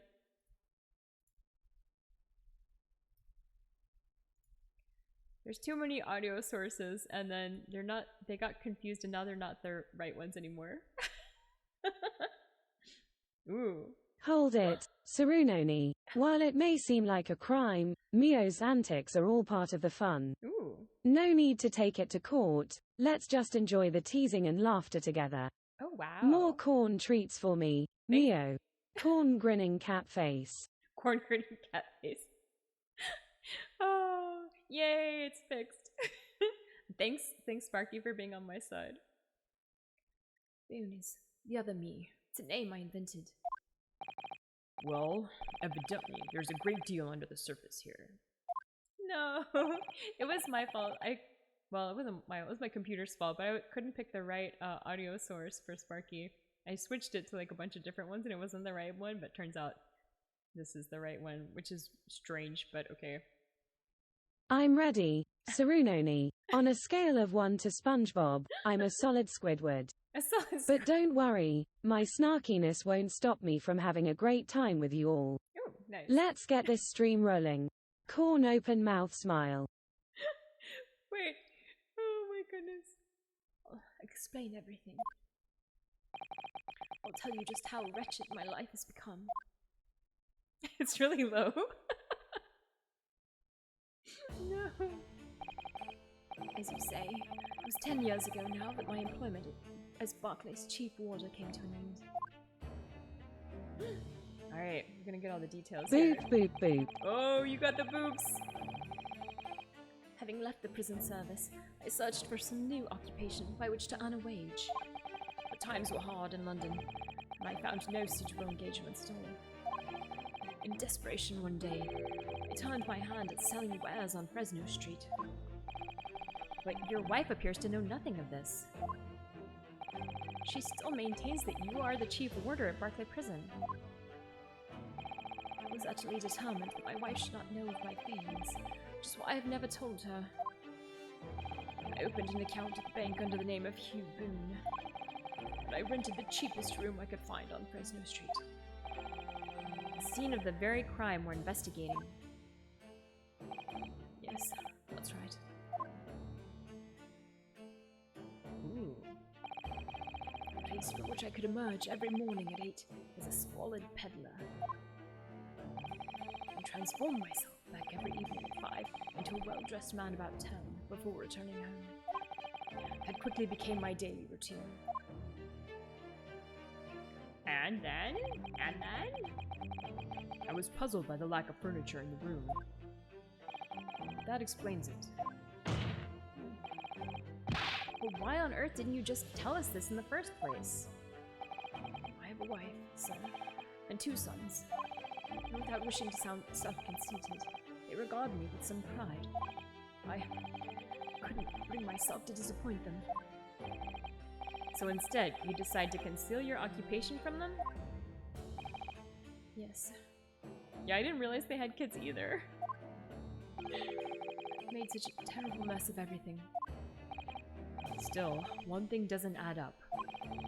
No matter how many tidbits of information you could sell to passing gentlemen, even at 6 pence apiece, you couldn't hope to match the salary you must have commanded as chief warder of the prison.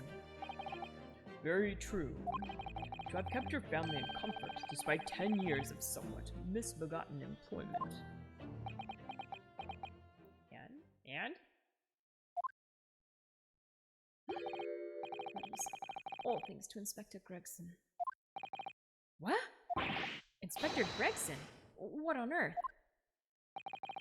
Some years after I'd invented Boone and begun my other life as a street seller. He, the inspector that is, recognized me one day. Do you mean to say the victim was an acquaintance of yours? They knew each other. All right. I knew him from my time working at the prison. Ah, okay. Previously acquainted.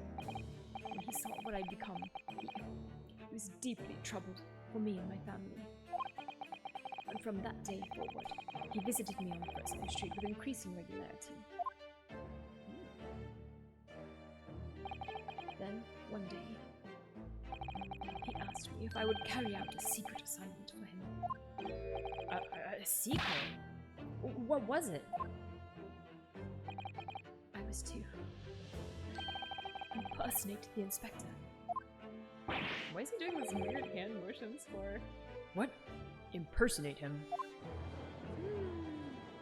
Drama! We always met in that little room, so the inspector could brief me. Visit Orxies tomorrow and take a statement from the proprietress. Alright. It was always something along those lines. Surveillance work, interviewing people. On those occasions, he would lend me his identification so people would believe who I was.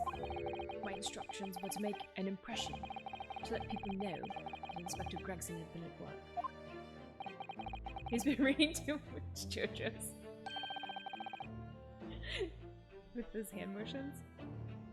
For those services, he compensated me financially.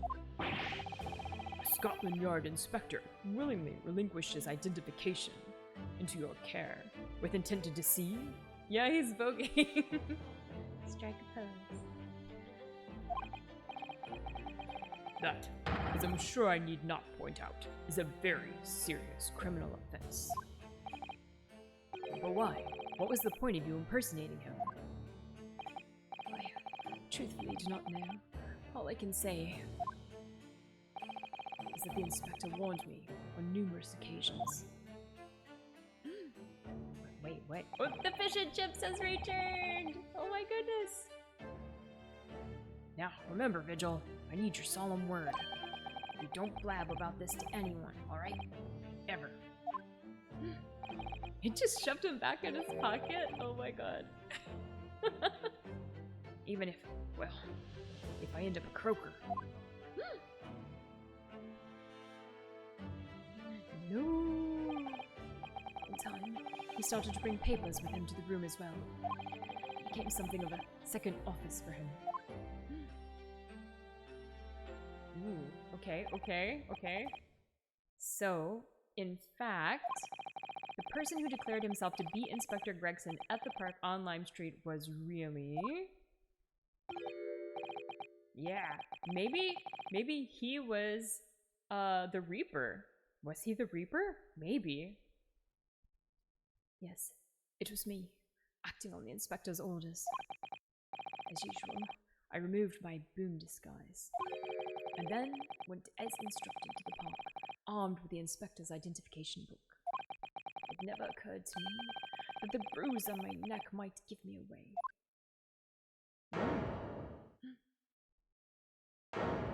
Everyone's so shocked. I'm shocked by his moves. That's what I'm shocked by.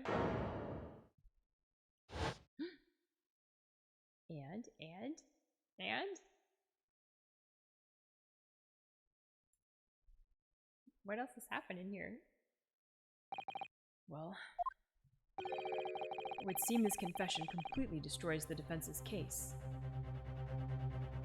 Ah, thank you so much for the redeem 100-mile runner. The flashbang, yeah, right. Alright, hold on. let me prepare myself.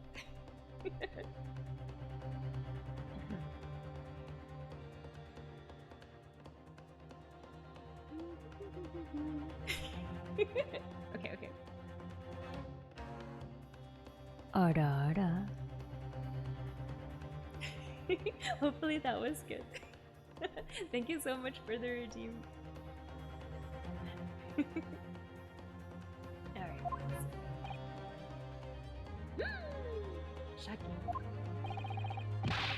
Explain yourself, Prosecutor Sogi. Okay, good. My learned friend's assertion was as follows. The victim was killed.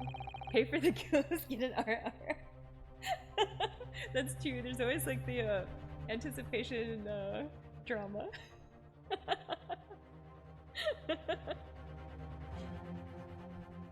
The victim was killed at another location on the day before his corpse was discovered, at the hands of these two red-headed League men when they imprisoned the inspector. But no, that can't be. What is he doing now? Oh my god. After all, it wasn't the inspector who went to the park that day.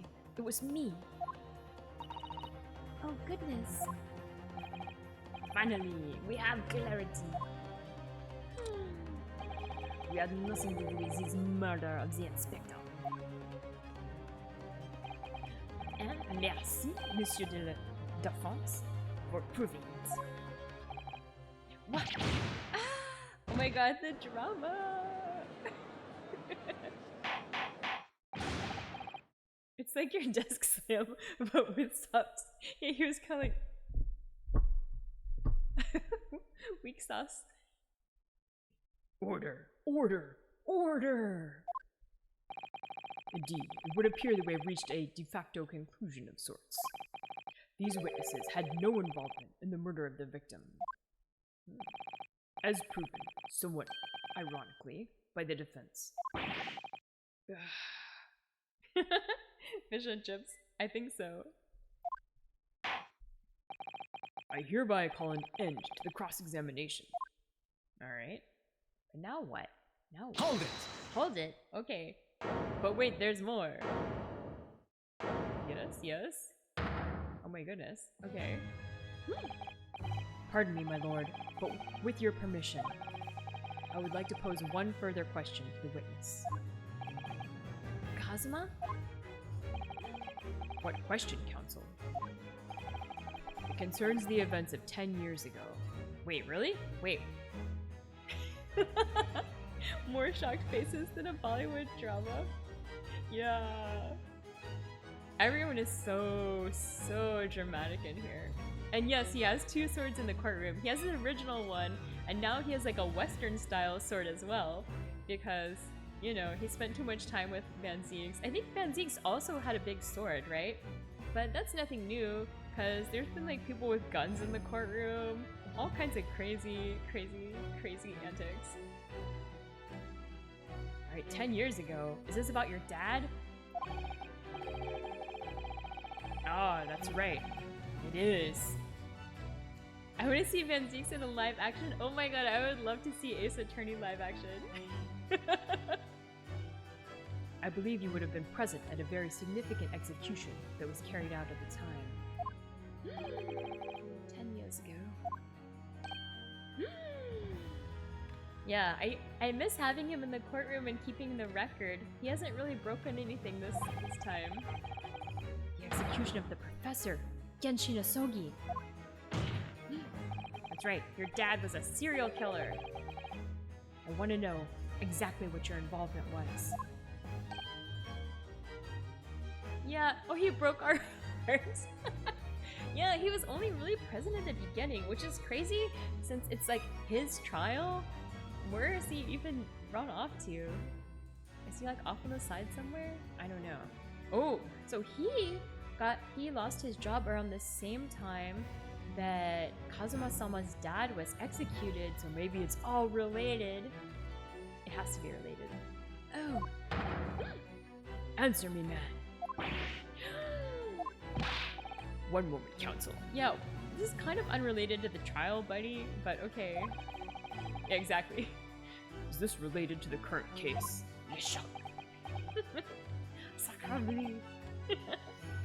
Naturally. Oh, it is related? Wait, how is it related? Wait, there is? Oh my goodness. Okay. I'm gonna have to look this up. Oh my god.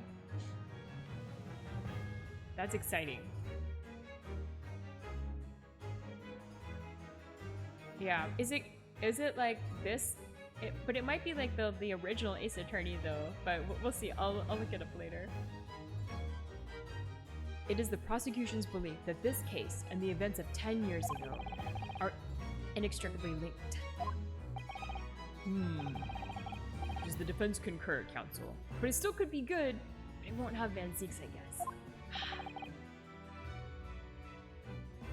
Yeah. I've heard that name before. Kazuma, you're not yourself. You're not as calm and collected as usual. He hasn't been calm and collected as usual this whole case. He's been like banging on the desk like crazy. Poor Kazuma-sama. No wonder he's acting this way. Mr. Vigil's memories of what happened 10 years ago would tell the tale of Genshin Asogi's last moments. His own father. I know. I do understand that. But even so... Prosecutor Asogi. Do you genuinely believe that this question requires an answer in order to learn the truth behind Inspector Gregson's death? I need you to trust me. Please. Okay. Let's go. Very well. Then the defense has no objection. I see. In that case, you will answer the question, witness. Anything for you. Exactly. The truth is, I remember very little of that time. You've forgotten? Sorry to say, yes. As I said, I resigned from my role at the prison 10 years ago. For some peculiar reason, my memory of the events leading up to that moment is extremely hazy. Were you on drugs, man? Did somebody drug you? Does that not strike you as strange, Mr. Naruhodo? Sorry? Well, 10 years is a long time, but to have forgotten the reason why he left such an important job. Yes, you're right.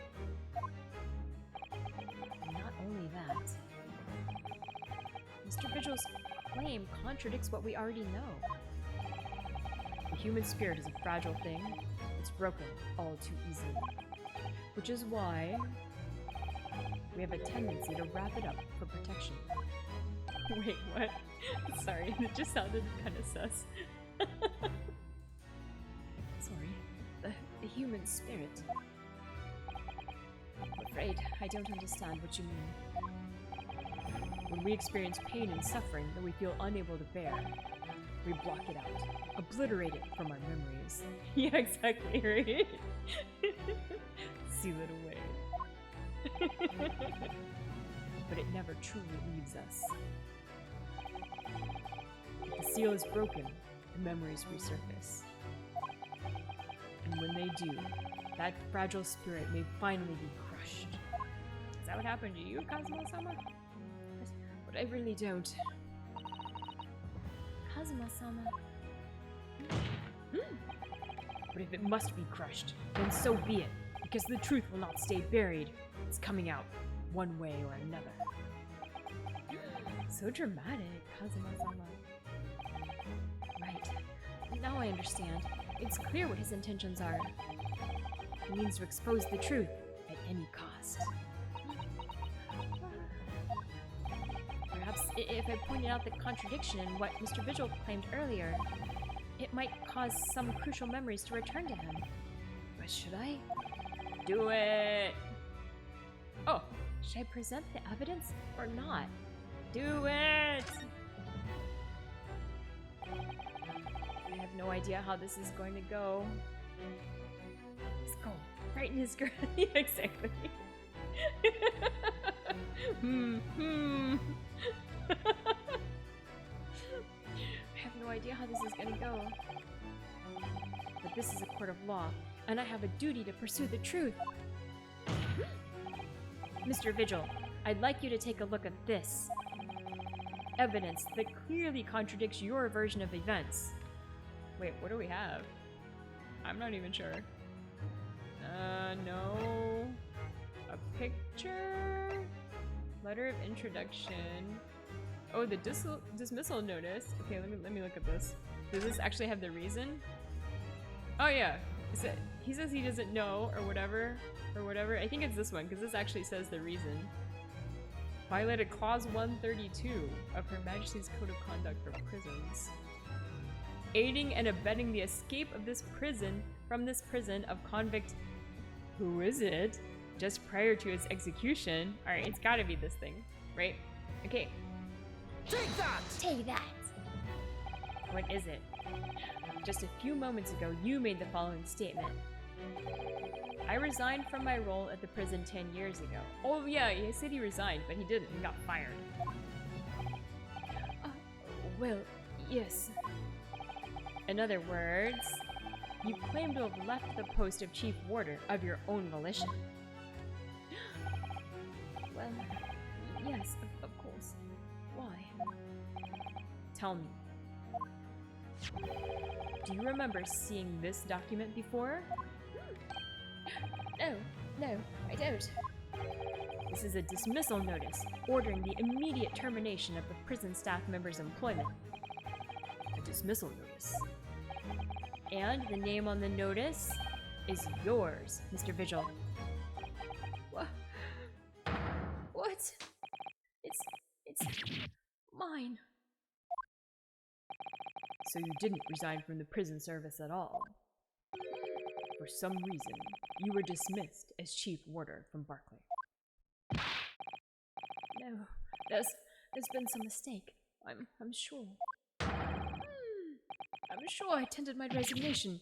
This dismissal note is nonsense. Isn't it? Oh wow, he's like... If you were forcibly dismissed, there must have been good reason. Oh no, Soyu, yeah, good night Soyu, thank you so much for hanging out. And sticking with me all this time. Good luck tomorrow, 6 AM is really early. Clearly, you did something. Mr. Vigil, it's time to break the seal and have you remember. It's so funny because when I think of break the seal, all I can think of is like when we drink a lot of beer and like if you like break the seal, it's like when you like go to the restroom for like the first time after drinking so much liquid. After that, it seems like you have to like go all the time. Yeah, exactly. But like you're like, don't break the seal. Anyway. I don't think it's just me that's heard that before. No? Right? Someone else must knew that, right? Must have known that, right? Okay. Okay, good. It's not just me. Confirmation.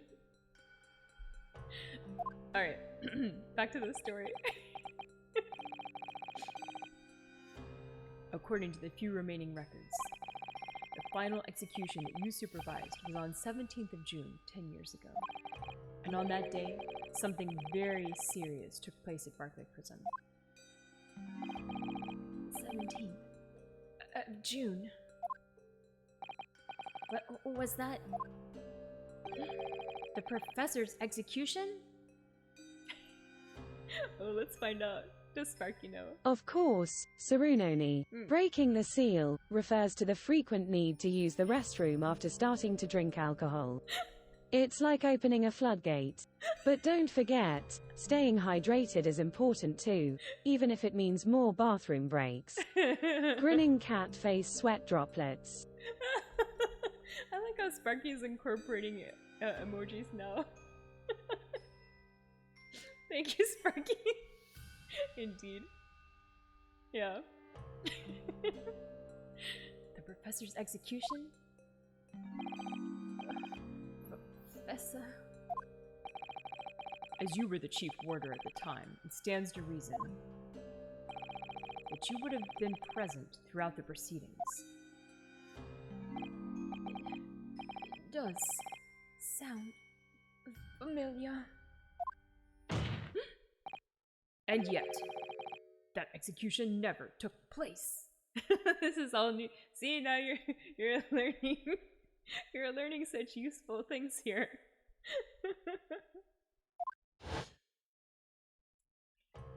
I'm glad it was confirmed by Sparky and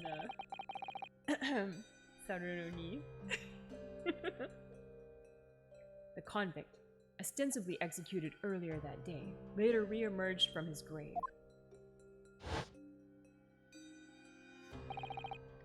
The convict came back to life. In the cemetery, in the middle of the night, there was a witness. And then he got shot again, right? Dun dun dun. However, the witness claims that a moment after he saw the convict clambering out of his grave, That's right.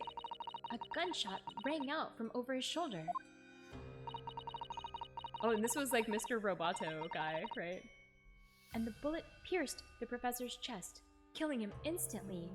You'll start drinking now. For research. Don't break the seal.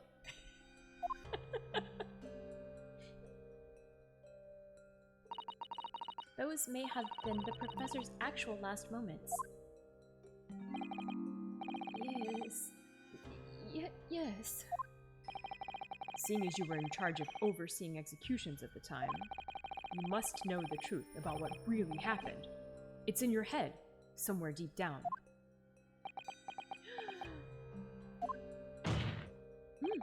Well, Chief Warder Daily Vigil. I like how his name is Daily Vigil. Get it? Daily? Like, every day.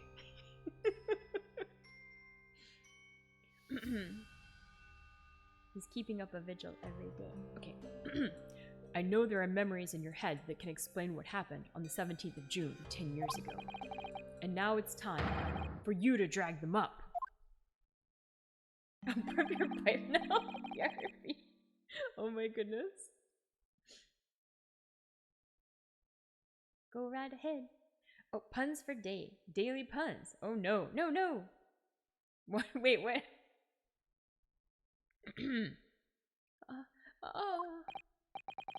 Mr. Vigil? I don't know. Nothing. Alright. Oh no. Sus. No way. Yes, the whole prison. It was complete chaos. He lost his job, he lost his lips, and now he lost his composure. The prisoner escaped. He was killed in the cemetery. Shocking news ripped through the Barclay like a hurricane. What? Wait, Why are we so shocked? We knew this happened. Order! Order! Order! Do you mean to say, Mr. Vigil, that your memories of the time have returned? I think so. That was fast. My head, it's like some floodgates have opened. The images, the screams. Dramatic. Oh my goodness. Yeah. The papers He broke the seal. were reports, articles about a man who'd seen a ghost. Yes. Enoch Drebber. But surely those reports were exaggerated. Or were they? There were traces at the scene. Traces of what? Good question. In Lowgate Cemetery, at plot number 139. Blood. Lots of blood. That's where the man was buried, of course. Obviously, something terrible had happened there. The depths of conspiracy and depravity from which this tale is emerging are quite staggering. I reviewed the police records from that time extensively. A thorough investigation was conducted by Scotland Yard to ascertain how the convict managed to escape in the first place. And the conclusion reached by the investigating team was that a member of the prison staff must have been involved. Are you suggesting that a prison warder abetted the man's bid for freedom? Oh my god, look at him. Yes, and I was suspected of doing it. Of using that mass murderer's execution as a way to help him escape. You did what? I remember now. The horror of it all is coming back to me. One evening, a few days after the execution, some detectives came to the prison. I was called to the governor's office at the top of the watchtower. Ooh, there he is. Mr. Grumposaurus. Sorry, Daly. This is a serious business. I can't help you now. Oh, it's gonna be Scottish. But I gave up on the Scottish accent.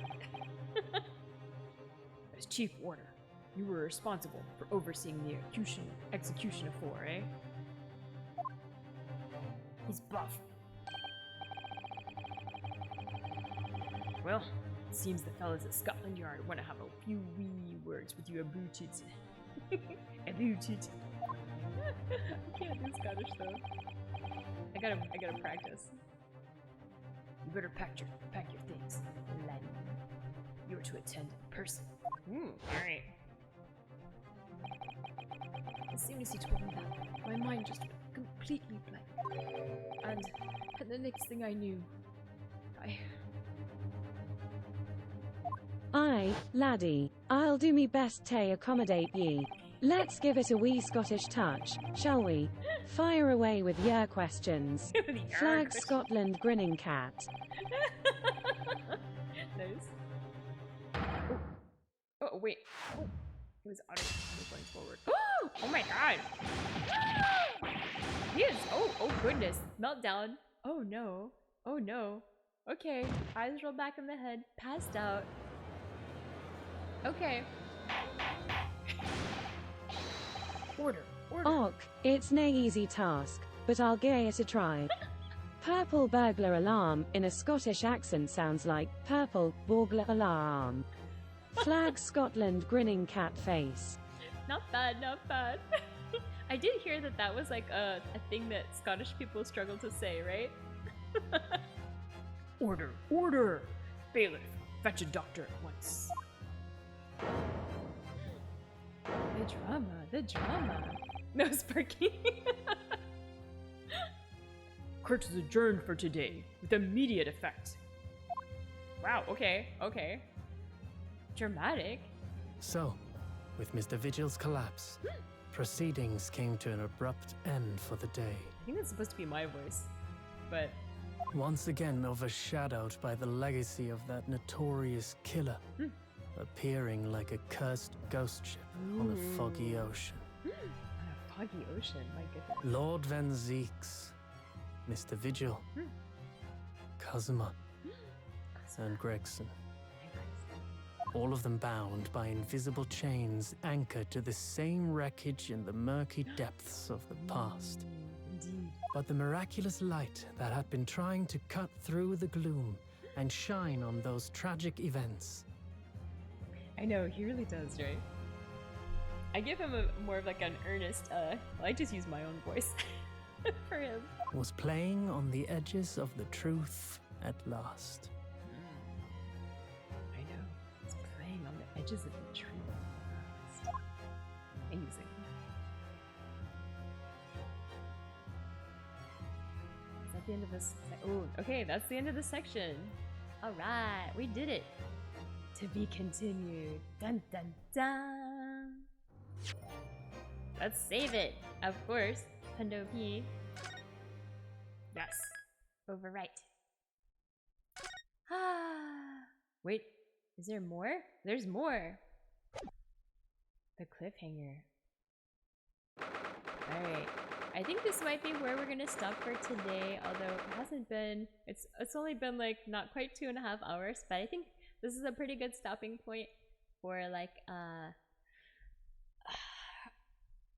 otherwise we're gonna have to start a whole new section and I won't be able to like get through it, so wait a second, I know where that's from.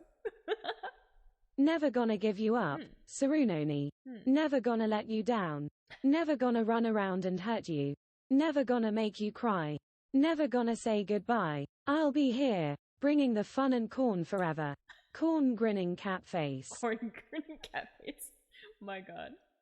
Yeah, no sleep, just stream. Well, I think we'll save the last one. I'm kind of dragging out the last part of Ace Attorney because we're so close to the end. Yeah, I know. Did Sparky forget that she needs to make the next answer Scottish? But yeah, let's see. Hold on. I'm gonna go back here. Hold on. Let's go back to title. Yes, we'll save because I'm paranoid. It's okay. Yeah, so I'll be back on Thursday as usual for Stardew Valley, but until then, have a good rest of your weekend and rest of the week until Thursday. Yeah, it was fun. Let's see if is there anyone else doing Ace Attorney? Maybe not. Oh, Kozumi-san! Okay, we gotta raid Kozumi. I haven't seen her on that much lately. She's doing she's doing some rigging a little bit. She's doing some cutting and rigging, so let me do